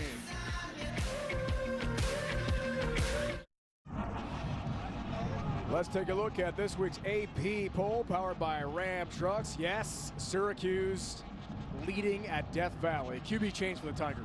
Well, not QB change. They QB changed earlier in the week. You decide to go with Trevor Lawrence after the great performance against Georgia Tech. And Kelly Bryant says, guess what? I'm gone. I'm leaving school. I'm transferring. So, Dave, get off your phone. And the next thing you know, Trevor Lawrence gets hurt in the game against your guys, the Syracuse Orange. And now you don't even have Lawrence or Bryant to save the day. Mitchison off the missed PAT. Booming kickoff through the end zone for a touchback. So would you have done that? It's a big day in Syracuse, I'll tell you that. CBS's Super Bowl season continues tomorrow with a doubleheader first. The undefeated Dolphins head up to New England, and Drew Brees and New Orleans face off with the Giants. The day kicks off with the NFL Today, presented by Jeep at 12 Eastern. Yeah, well, these are a lot of guys that have had quite the careers. Look at Khalil Mack. His brother's out here now, Ladarius Mack, number 52, playing for the Bulls. Antonio Brown, what a career he had at Central Michigan. Connor Slumpka, Jade, first down carry. Jordan Collier, James Patterson, and Joey Banks involved in the stop, 3-yard gain for Army. But 3 yards on first down is fine. Yeah, no question. Got 7. You got 3 downs to get 7 more. I think that's how they look at it. Now, if you end up stopping them on first down and you can create a 2nd and 10, that puts you in an advantage if you're the defense defending Army.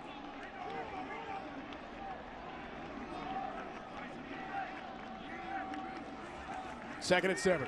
Midline option read. Hopkins Jr. turns it upfield. Patterson cleans him up, along with the superstar middle linebacker Khalil Hodge. It's a gain of 6, so 3rd and short. But to Army, that doesn't mean anything. It's probably 4-down territory. Well, I think that's almost like a 25-yard pass.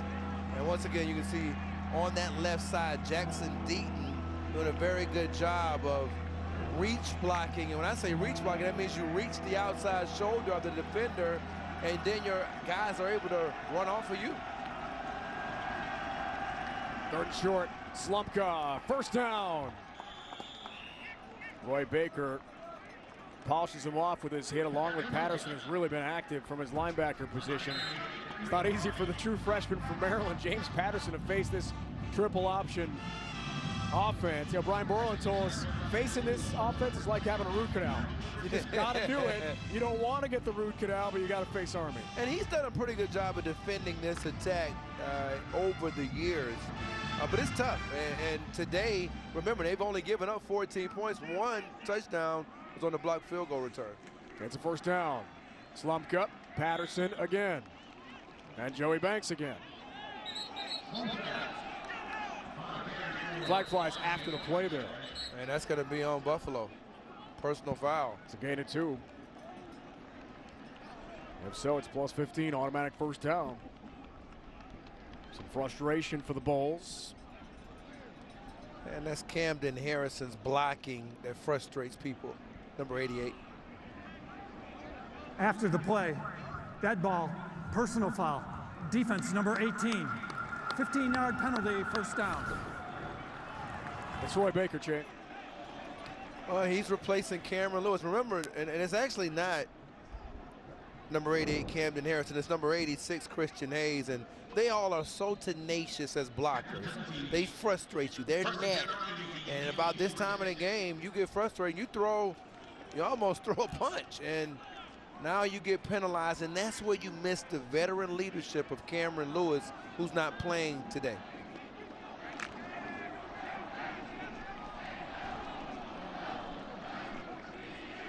Automatic first down, fake pitch.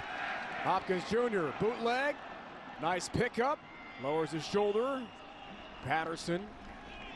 And Tatum slack, shove him out of bounds. But Army's in business again, moving the football. It's a first down, gain of 10. They know this team has had some problems against the toss.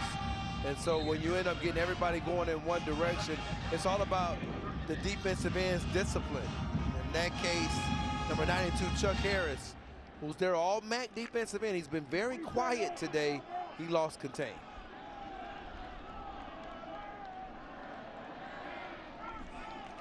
First down.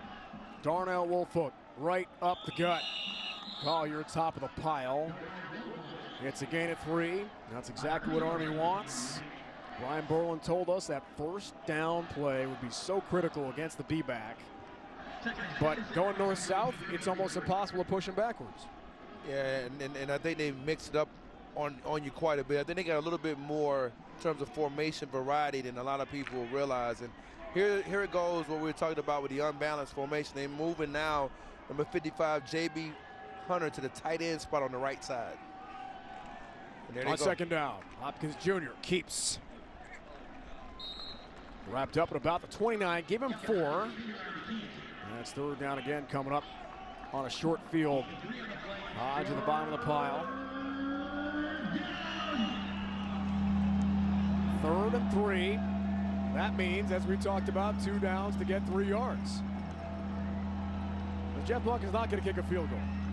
It'll be interesting to me to see if they go back to some type of toss. But that's had some success for them.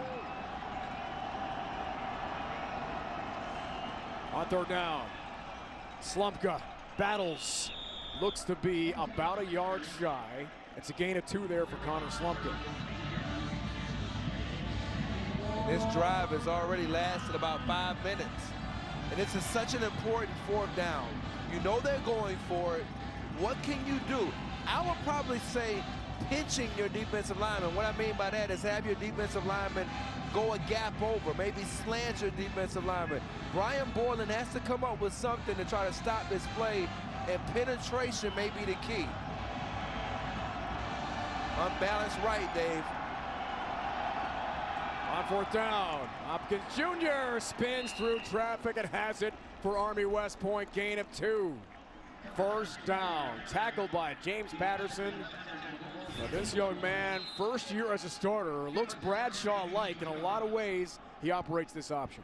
Well, I mean, he operates the option. Look at the lower body strength, because that was close to a stop by Patterson. Runs through that tackle.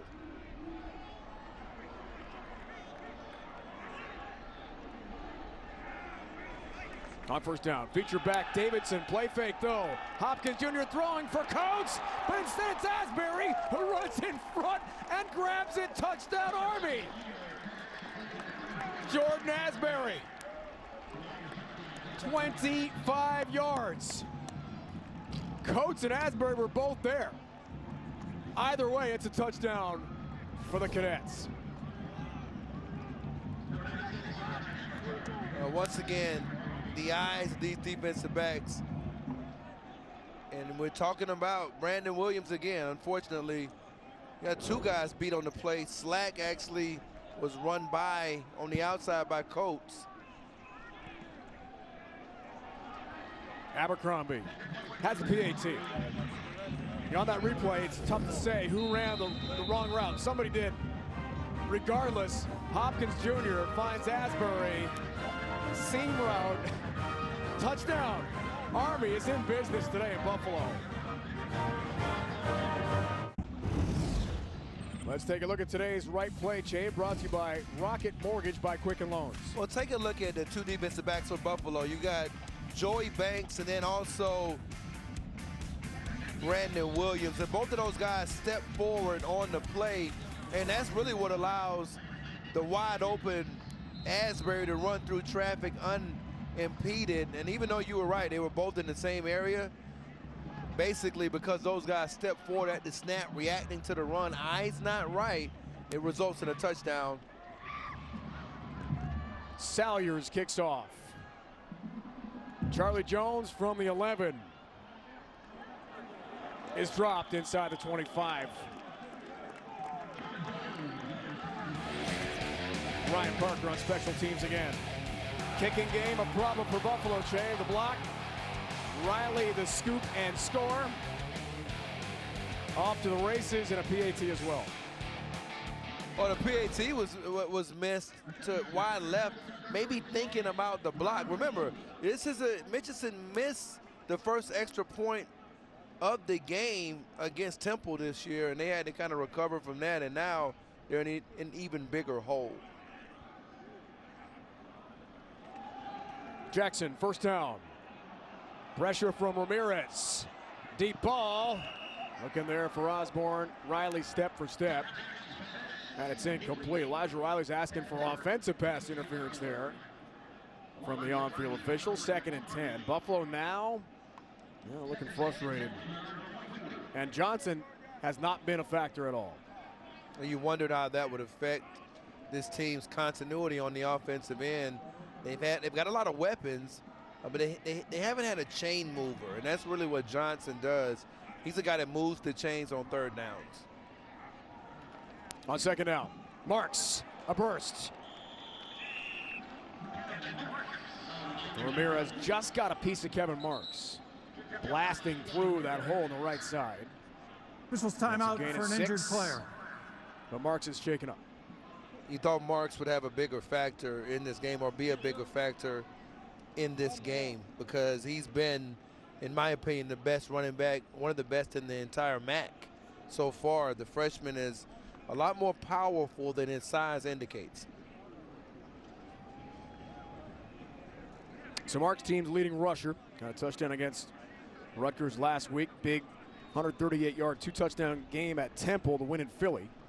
I mean, it's been a great year for Buffalo. We talked about undefeated. One of 21 teams nationally to begin the day with a perfect record. Road wins at Temple and Rutgers, not easy places to play. I know Rutgers is down in the Big Ten. Temple's tough. Yeah, they are, and I think Temple, you're going to see them improve as the year goes on. They were able to bounce back after that and get better as a football team. This would be a big blow to their charge in terms of the Bulls if this injury is serious. Because Marks is really what makes this offense go, Dave. Remember, they're 65% run on 1st down. Everybody talks about Tyree Jackson, and they also come back and run it 60% of the time on 2nd down. That sets up their passing game. McClinton finished him off after Ramirez got to him first and got the leg of Marks. We talked about that big game he had against Temple, 138, 2 touches. That was the best freshman effort in Buffalo since Devin Campbell had 160 in a MAC game against Ohio back in 2012. So you're right. I mean, the top 2 rushers for Lance Leipold, the freshman, in Patterson and Marks. And we were talking with Andy Koltonicki, their offensive coordinator, and he played ball before the collegiate level and coaches the running backs up. He knows how important these backs are, just in terms of you got your senior and your junior. You got with your 2 juniors, the reliable guys, and Hawkins and Reed, and then Patterson and Marks, the freshman, a little bit more dynamic. Reed back in the game, featured running back to the left of Tyree Jackson here. 3rd and 4 off the injury timeout. Here is Jackson.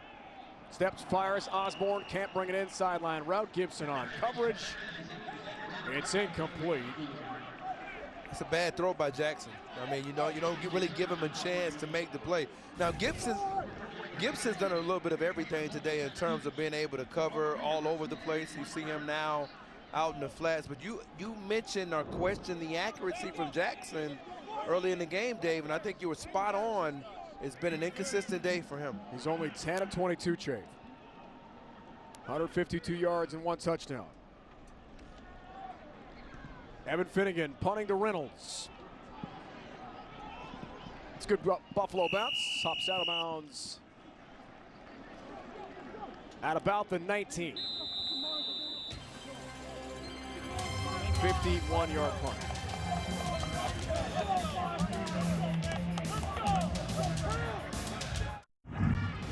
The toughest sport on dirt takes the stage tomorrow night, 6 Eastern, for the WinStar World Casino and Resort Invitational. The 25th PBR Unleash the Beast Series continues right here on CBS Sports Network.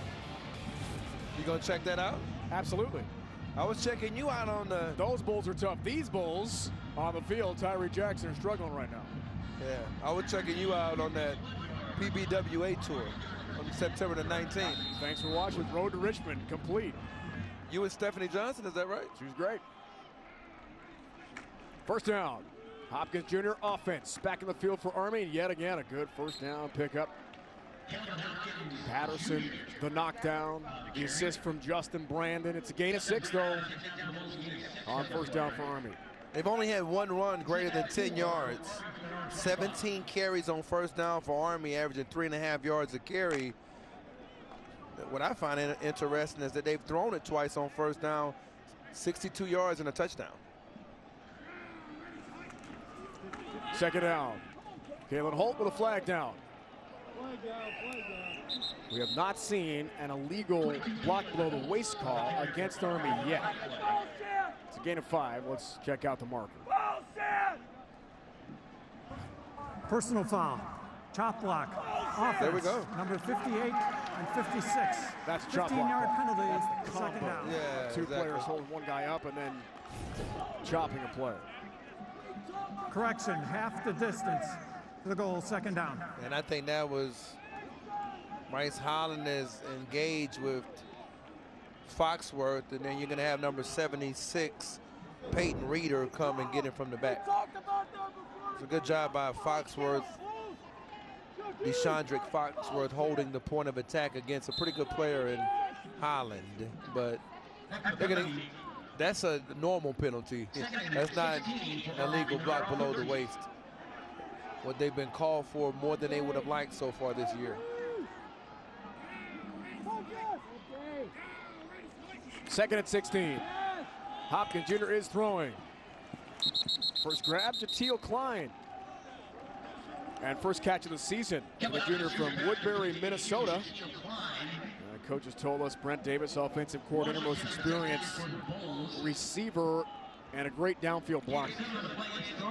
They almost scored last week against Oklahoma off a fake toss, and they tried to hit him on a go route, and he almost scored. So a lot of these players at outside, him, Harrison. Now you see Kel Walker. He's lined up at the top of the screen as a wide receiver. They're down. Hopkins Jr. keeps. Wrestled down. That spot looks pretty good. I think he got it. Justin Brandon in pursuit. The tackle for Buffalo. But in the final moments of our third quarter, Chains move, gain of 10. And that was a backbreaker for the Bulls. And there was a chance to get him in the backfield to force a punt. And they couldn't get him on the ground, and I think it speaks to the efficiency of Hopkins as a runner.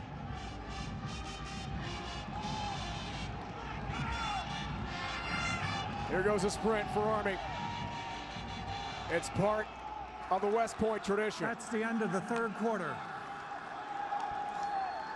To show the opposition they're in for in the fourth.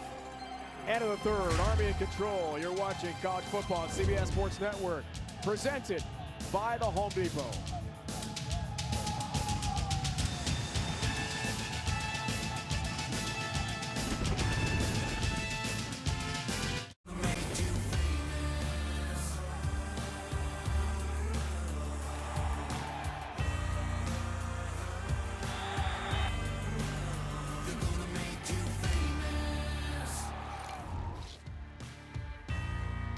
Heading to the fourth quarter, Sunsplashed afternoon, UB Stadium here in Western New York. 28-13, Army West Point on the road in control, trying to break the Bulls' 7-game win streak dating back to last season. Fourth is underway. Slumka the carry on first down.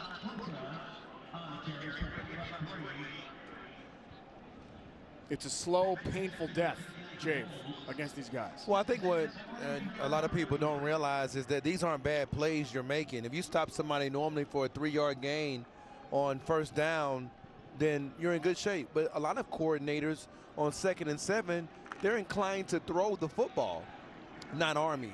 And I think that's where it becomes the slow death that you're talking about. Second down, Darnell Woolfolk through the middle, breaks a tackle. Washington makes the play, but he bounces ahead to midfield. Darnell Woolfolk busting through the defensive front of Buffalo, first down.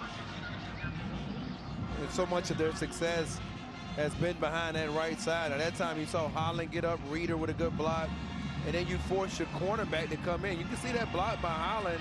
He takes out 2 guys. It's a combination block where he chips down on the nose tackle and gets up to the linebacker. He's asked to do a lot of creative blocks within their schemes, Holland, because of his athleticism and smarts.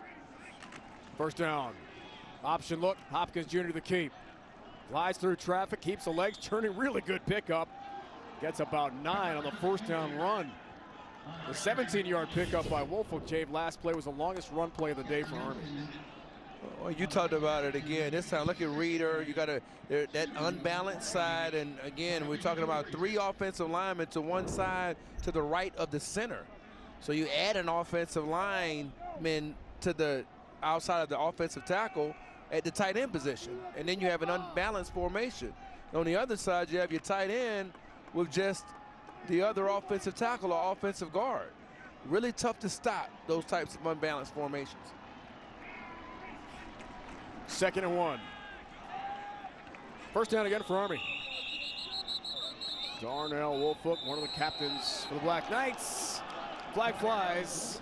Joey Banks getting frustrated after the play, and this could be another personal foul for unsportsmanlike against Buffalo. After the play, dead ball, unsportsmanlike conduct, defense number 25, 15-yard penalty, first down. That's number 25's first unsportsmanlike of the game. Is unraveling here. Yeah, I think a big part of it is what you've been talking about most of the day in terms of, okay, we're gonna stop you, we're gonna stop you, we're gonna stop you, and we're still not getting off the field. It's a certain frustration that builds up in your football team. Particularly, think about a guy like Chuck Harris, number 92. Comes into the game with 5 sacks, among the nation's leaders in tackles for loss. You hadn't said his name one time today, nope, right, Dave? Not once. Because that's the kind of game you're in today. You're playing against a team that's going to make you grind it out. First down, Slumpka, stopped by Hodge, but not before another nice pickup for Colin Slumpka in the Army run game. The penalty, by the way, was on Jordan Collier on the unsportsmanlike a moment ago for Buffalo. Gain of 7 here as Army just keeps on trucking with a run game. And in the 4th quarter, your pad level begins to rise. If you notice the last tackle, he rolled the back. He got taken for a ride by Slumpka. I'm talking about Khalil Hodge. He made the tackle, but he got taken for a 3-yard ride. Why? Because Slumpka's pad level underneath his at the point of attack.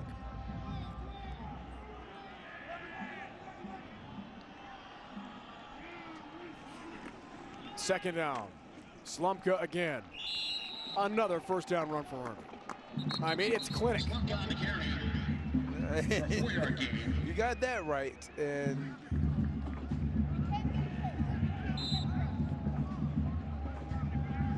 you see a lot more players rotating for Buffalo as the game goes on. We even got Wesley Scott, number 98, coming in with DeShondrick Foxworth because they need fresh bodies. Because they understand, and now you're going to come back and you see who's rotating in for Army.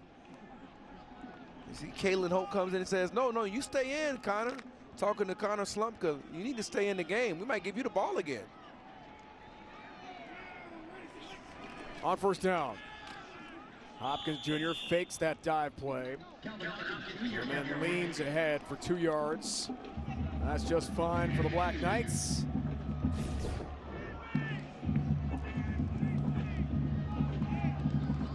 You can see what I'm talking about.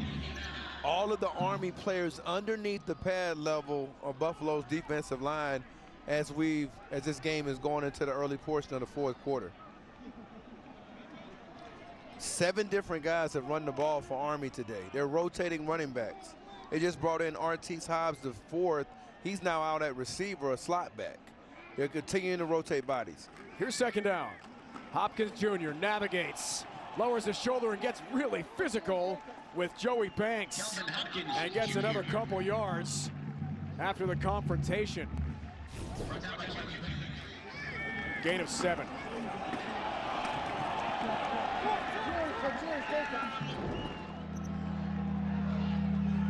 He is short of the first down. But you got 2 downs to pick up a half a yard. And right here, I mean, would they go back to the quarterback sneak again or give it to Woolfolk? On third down, Hopkins Jr. on the sneak is short. Did he get what he needed for the first down, though, is the question. No, gonna be fourth down here. And short, they can get a first before trying to get in the end zone. Well, who would you run behind right now? I'm giving it to 33 and White. Oh no, I'm not.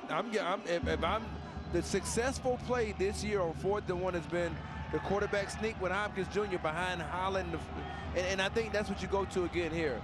Anything else, I mean, it could work. And maybe you'll score a touchdown if you give it to your up back, but if you want to get the first down, that's a sure first down. Hopkins on the quarterback sneak. All right, let's see. On fourth down, Woolfolk leaning forward, touchdown Army.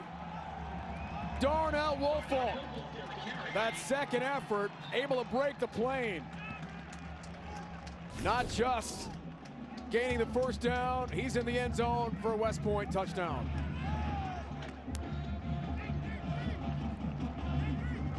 He definitely broke the plane. No question. And I'm thinking if you go with the quarterback sneak, though, you could run more time off the clock. Because right now, they have no answer for this running game. They're probably glad they gave it to Woolfolk.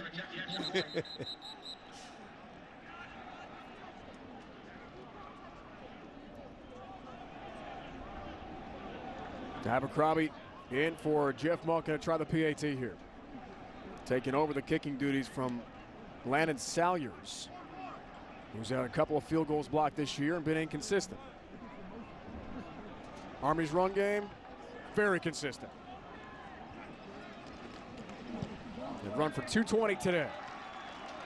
Another made PAT for Abercrombie. Roughing the kicker on top of it. And another flag on Buffalo. Looked like that might have been Tatum Slack off the edge. It was a good rush by him.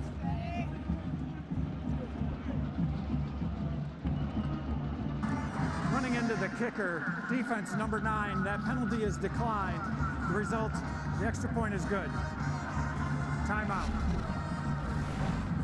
So Army separating itself from Buffalo, trying to make the Bulls once beaten. College football continues next. Cincinnati takes on UConn in the American Conference. And later tonight, Mountain West Mayhem, Boise State rides into Laramie to take on the Pokes of Ohio, 7 Eastern only on CBS Sports Network. Non-Power 5 teams this year. UCF, longest win streak shaving the FBS. They changed coaches and it's gone pretty well for Coach Ike Blackman. Yeah, it has. I don't know that they're at this, clicking on all cylinders the way that they were a year ago. But you've got to like some of the other teams that are in there. Cincinnati has been playing pretty good football. And they came back, I thought, against a game Ohio team a week ago with an outstanding effort. Salyers kicks off here. It's Jones, another bobble. He's had some ball security issues returning kicks, and he spun out of bounds shy of the 35 for Buffalo. Looks like that might have been Salyers that, you know, Salyers likes to mix it up and tackle a little bit. One of the few kickers that comes down and, you know, hit some people. Numbers for Jackson. Underwhelming, I'd say. Well, yeah, I mean, going into the game, you knew he'd have to be patient. He wasn't going to get as many shots on goal. Could he create the big play? Army's held them and their explosive plays to a minimum. First down. First carry of the game for Jared Patterson, team's second leading rusher. A true freshman from Glendale, Maryland. James, his twin brother, starting linebacker for Buffalo this year. It's a gain of 3. He's got some impressive accolades and moves on the field. Whistles and flags.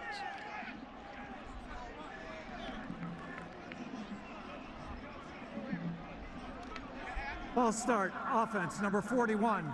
5-yard penalty, second down. That's Tyler Mabry wearing that significant number 41 jersey this week, honoring the late Solomon Jackson. normally number 81. Nice Leipold. Reset the play clock to 25 seconds. 25. Start on the ready. A very important 41 jersey for the game. Last 2 years, there have been one player for the entire season. Now it's week by week. Patterson looks for room. Not much there. It was a great field that time by Jalen McClinton. Yeah, you could just see him flash down from the top down to make that play. Loss of one officially. They've kind of abandoned the passing game a little bit, even though they're down by 22 points. I know there's only 8 minutes to go in the game, but there's plenty of time. Jackson is going to throw here on third. Flushed, spins. Gibson in pursuit. Tyree Jackson sideline. And a very dangerous throw over the head of Mabry, shy of Osborne. Regardless, incomplete. Now Buffalo's struggles really continuing here. Well, it's the coverage concepts that they're giving. They're taking away everything deep. They're making them be patient underneath. And I think that's because you've got a veteran-laden secondary. Regan's a senior, McClinton's a junior.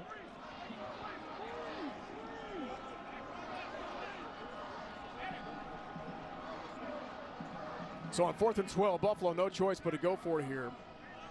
Down by 22. Will he attack the seams of the field, something he hasn't done today? Jackson, time. Tyree Jackson looks for Mabry. Step-for-step coverage by Elijah Riley. No chance, Tyler Mabry. It's incomplete. And on downs, Army gets it back. I don't like that decision. You're going for Mabry on a go route on 4th down against their best corner. Not a winning formula. All right, Corey, let's take a look at today's Chick-fil-A game summary. That TOP, time of possession, yet again, a big stat for Army. Well, part of it is Army's efficiency. Part of it is defensive coordinator Jay Bateman confusing Tyree Jackson in this offense. And the other thing, and we were just talking about it with Dr. Rick Weiner, who I think does a great job with tracking down the efficiency numbers. And what you see from Jackson, and it's been the case all year, Dave, streaky passer, 6 completions in a row, then 4 incompletions. You can't have that against an Army team that controls the ball. You have to stay on the field. New QB for Army in the game, it's Luke Langdon. First appearance. So Jeff Monk has got to feel pretty good about things right now. Sandon McCoy, the run, lost the yard. Like this move by Jeff Monken? Yeah, I do. I think you've got to get him some reps. I mean, particularly because at any moment you could have a situation where he has to be the quarterback, and he's gotten reps before. But this is good for him in this time of the game. Senior out of Irvine in Southern California. Never completed a pass in his career, has a couple picks. Here's 2nd down. Runs the option, and Langdon spins ahead. The Chandrick Foxworth, junior Columbia, Mississippi, a JC transfer, made the play. Timeout call. 30-second charge timeout, Buffalo. They're first. Please set the game clock to 7:05. And I think back to the point we were making about Buffalo, if you can get Jackson into a rhythm, let's say you can get the ball back and maybe even force them with a field goal attempt, you've got to be able to keep it the rest of the game. You can't let Army get the ball back again if you can get it back. Will Hodge, Jay, does have 20 tackles today after 15 against Rutgers last week. We were checking the all-time Buffalo single-game tackle record. 1995, Craig Guest had 29 against UMaine. We're thinking maybe that could get threatened today. Now, that's a lot of tackles for Hodge, but as you said in the break, not significant tackles. Well, it's just been because, I mean, he's been efficient. It's just been because there haven't been many tackles for lost opportunities. You can't be surprised at anything Hodge does. 262 tackles as a senior at St. Mary's High School in California. Oh, man. 3rd down. The run for Langdon. The end zone for Langdon. Touchdown, Army, West Point. Number 9, Luke Langdon, 27 yards for the Army touchdown. First career touchdown run for the senior from Irvine, California. He gallops in from 27. What a day for the Knights of the Hudson.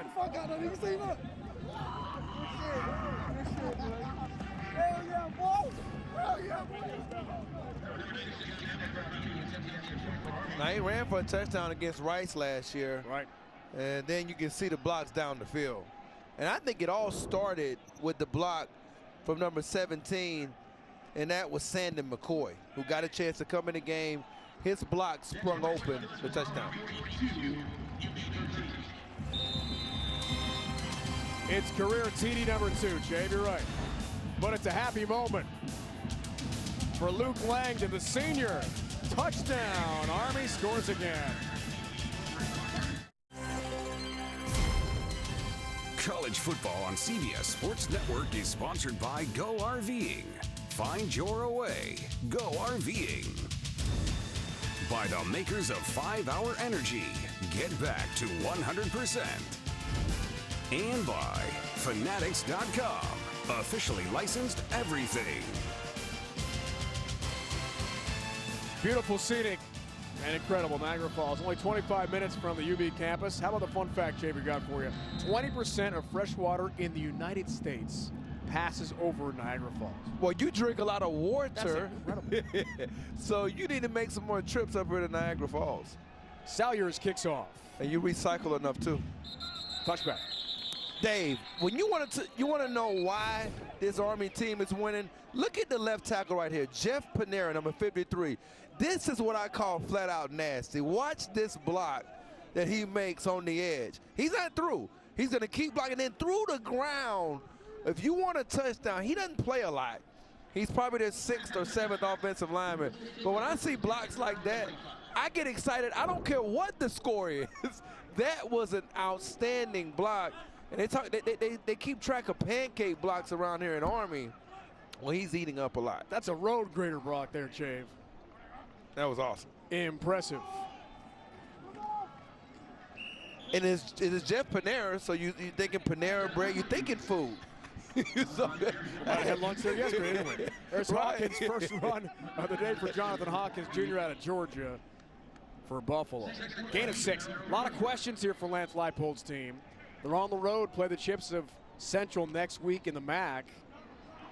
And this by far their least effective game in all 3 categories, I'd say, of the season.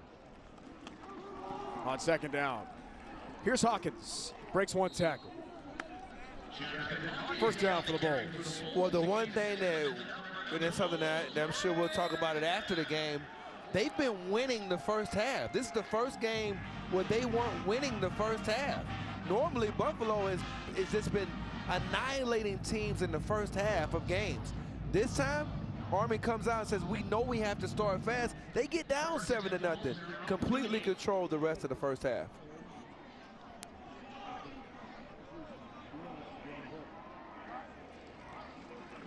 Hawkins stays busy. Powers his way to the 40, gain of 2 for Jonathan Hawkins. 5'11", 200-pound junior from Lawrenceville, Georgia. He's battled injuries throughout his career. Missed 3 games last year. 1 career touchdown so far for Hawkins. A lot of weapons offensively. Now Buffalo opened up MAC play with a win here against Eastern Michigan a couple weeks back. So they're already 1-0 in league play. Wrapping up non-conference play here today. On second down, Hawkins tries the right side. That might be a flag on James O'Hagan inside. Flag flying. Number 77. We'll see. It's gain of 1. O'Hagan, the 2-time captain from Long Island. Block. Offense, numbers 65 and 77. 15-yard penalty from the previous spot. Third down. It is O'Hagan combining the chop block with Correction, Tomas second down. Jacrodila, the junior from Montreal. I think some of these blocks, you wonder about whether Army has to worry about those blocks. Well, today, some of these chop blocks have come on the other side. Buffalo still all year long has not allowed a sack. That's one good thing that, assuming that stat holds up, will be a good number for them to think about opening on the road in the MAC next week at Central.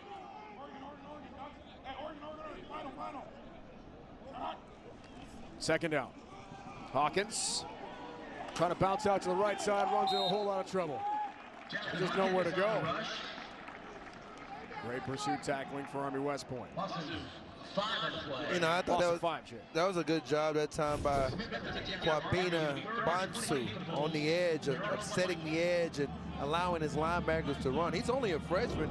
I mean, those are the type of athletes I think that can develop here within your program and continue to see. This is the best Army team I've seen in the 3 years we've been doing their games in terms of just how they look on the hook. They won 10 last year. Yeah. Won the CIC. Hawkins, the cutback. Spins away from one tackler, keeps on trucking. Nice run, Jonathan Hawkins. Picks up 12. Well, remember the chop block penalty put them in a bad spot on this drive. Well, you know me, Dave. I go by the eye test. And when you get off the bus, how does the team look? And I think Army, they look like they're bigger, they're faster. I think you saw that at times. I mean, sometimes their speed was exposed against a player like Kyler Murray in Oklahoma, but for the most part, they match up or can match up better than they have in years past. And I think that's a credit to Jeff Monken and his strength program at Army. Busy day for Evan Finnegan. Rugby style kick. Flag is down at the 22-yard line.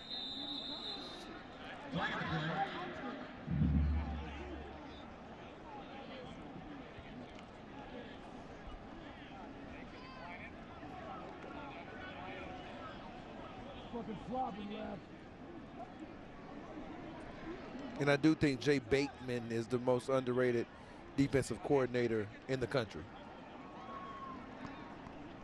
Strong take. Great coach, clearly. They got a coming in. It's won 5 of the last 10 road games, Jay. But 3 of those losses at Ohio State, at Duke, at Oklahoma. Those teams haven't lost a game this year. Well, this is another team that hadn't lost one either. Until today. You're right. Running into the kicker defense. Penalty is declined. First down. That would have been enough for a first down on the running into the kicker call on special teams. Tough day for Finnegan and the Bulls. 42-13. Army storming the Bulls on their trip to the Mid-Hudson Valley. Second half adjustments, Army Buffalo will help explain the score. Yeah, they do, and the 3 plays over 20-plus yards, you have to be ecstatic about that. And then breaking even in the kicking game, you've had a missed field goal from Buffalo. Limit Army's on first down. It should on first down to 3 yards or less. 6 yards to play on first down? It's phenomenal. And then, there you go. Give me the last one, please. Be wise to the disguise. Well, they've been wise. Buffalo has not figured out the disguise. And they only have 255 yards as a result. New QB. Cam Thomas comes in the game. 3rd Army quarterback of the day. And on his first touch, a nice run. Cam Thomas, sophomore, Huntsville, Alabama. Played a little bit against Duke. I saw him out there in that game and came in and had a quarterback draw. So they were kind of mixing some different quarterbacks up early in the year. 3 quarterbacks I saw in the Duke game, the first game of the season. Thomas, some Kale Walker, and Hopkins. Only 1 game last year, no stats for Cam Thomas.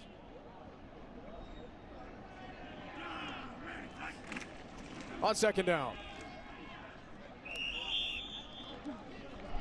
Give up the middle, that's enough for another Army West Point first down. Connor Slumka, ball carrier, picks up 5, and the chains move again.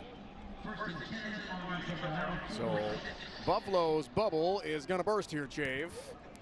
They're going to fall from the rank of the unbeatens. Now you're looking ahead, spinning ahead to Central Michigan next week. What's Buffalo thinking about? Now Cameron Lewis didn't play today. Key cornerback, ankle injury, late in practice this week, unavailable. Johnson limited. I think they got to get Johnson back healthy. Hamstrings are always a little bit difficult to deal with. I thought he was missed today. in a game when you have to control drives and keep drives alive because you don't want to give the ball back to a team that controls time of possession, you needed Johnson's presence on third downs. I tell you what, though, Lance Leipold is one of the better coaches, I think, up and coming. He's really arrived. I mean, beyond the 4-0 start, they should have been in a bowl game a year ago. Agreed. And I think just what he's done in college football, 109-6 record at Wisconsin Whitewater. Six national champions. I mean, it's incredible what he's done as a coach.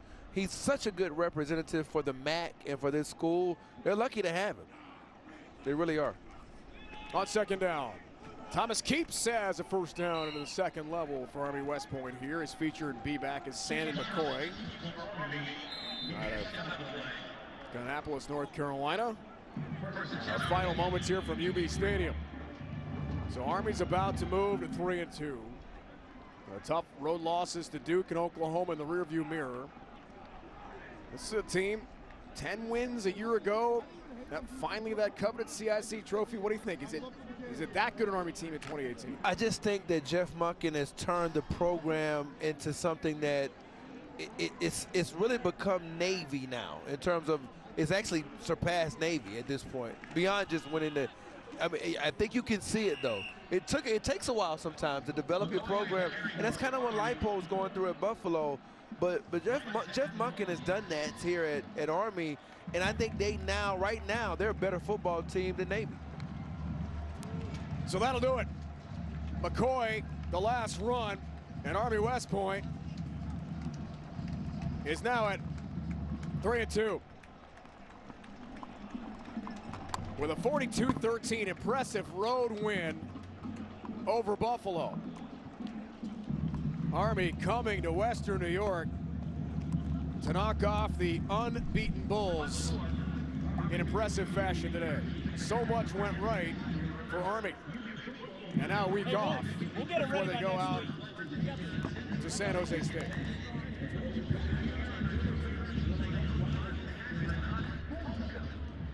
We will hear the alma maters from each school here at UB Stadium.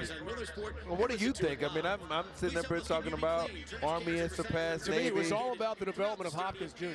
Could he run the point guard style position? It's so significant as a quarterback with a triple option. The way Ahmad Bradshaw did, he's getting there. But you know, it's getting close. I like his leadership and abilities.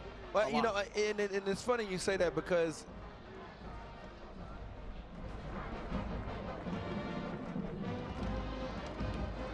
Buffalo's first.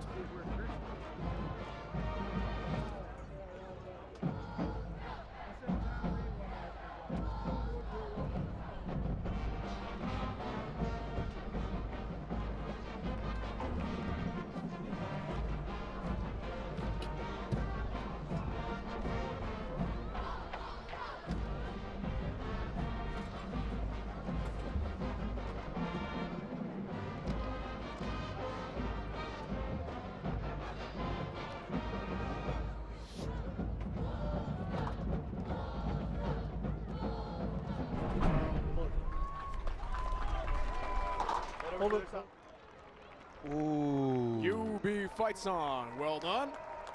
And the Army West Point players and Buffalo players, out of respect, will jog to the other side of the field. The Army band is here, and we'll hear the Army alma mater as well. You always want to sing second in these games. Right. And that's what you do when you're victorious on the field.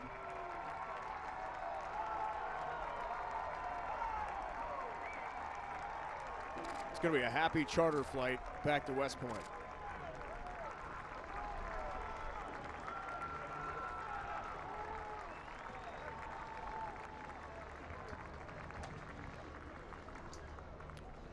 Always great to see teams, after they lost the game, pay the respect to Army with the alma mater.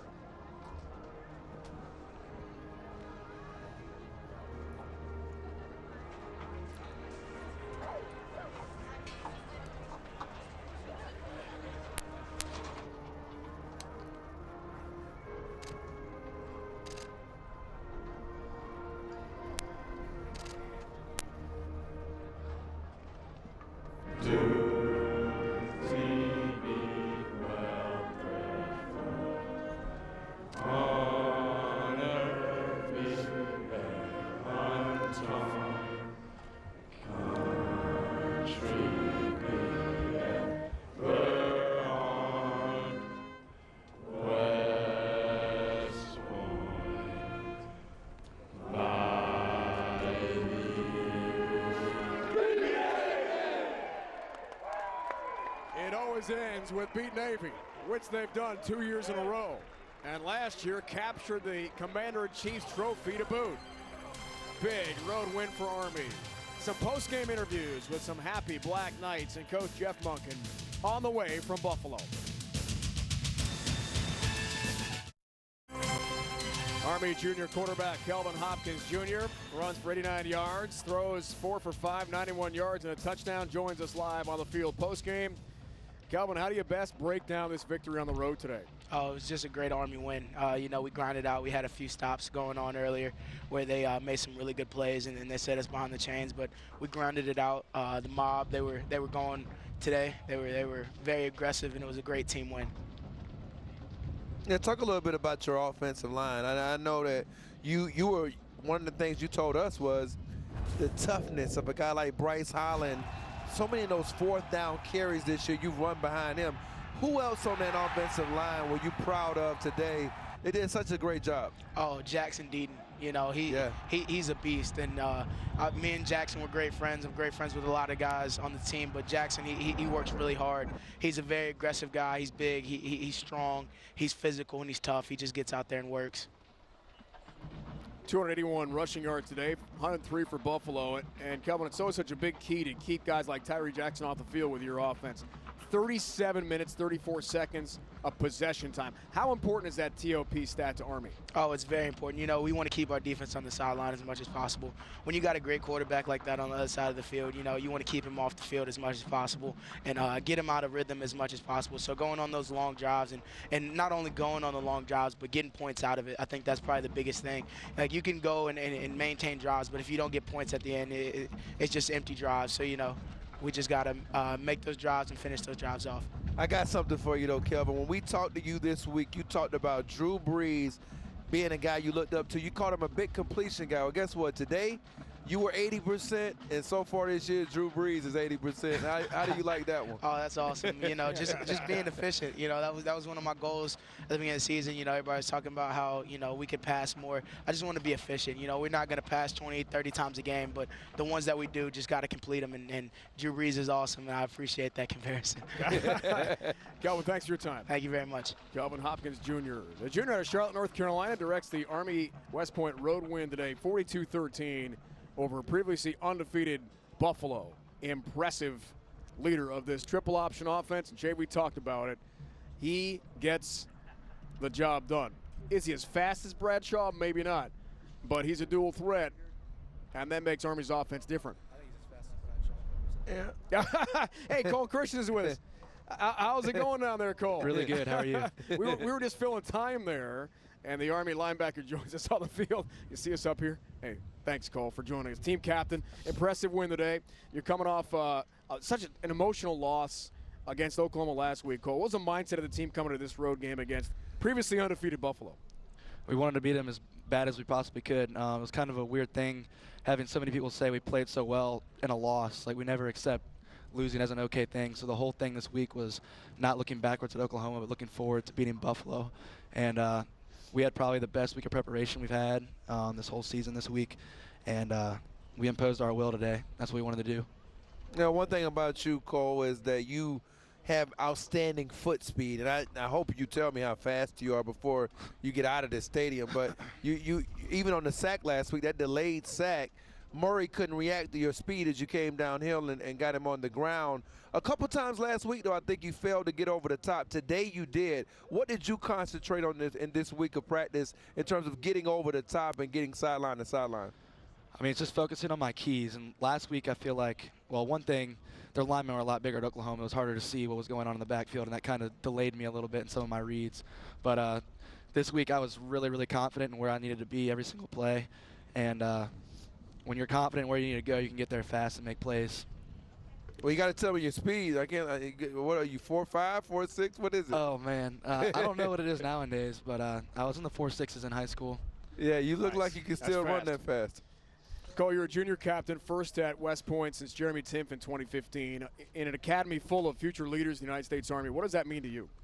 It's pretty incredible to be honored by my team like that. It's not something I expected this early, at least, but it's definitely really cool to be a captain on this team, especially I mean, the best leaders in the country, I like to think, are on our football team, and to be a leader of that, it's pretty special. And then also being in the Corps as a captain, as all the captains of all the teams, we got a pretty tight bond, so that's pretty cool. 7 tackles, 5 solo. Cole Christian, thanks for joining us. We really appreciate it. You bet. Thank you. Captains for Army West Point.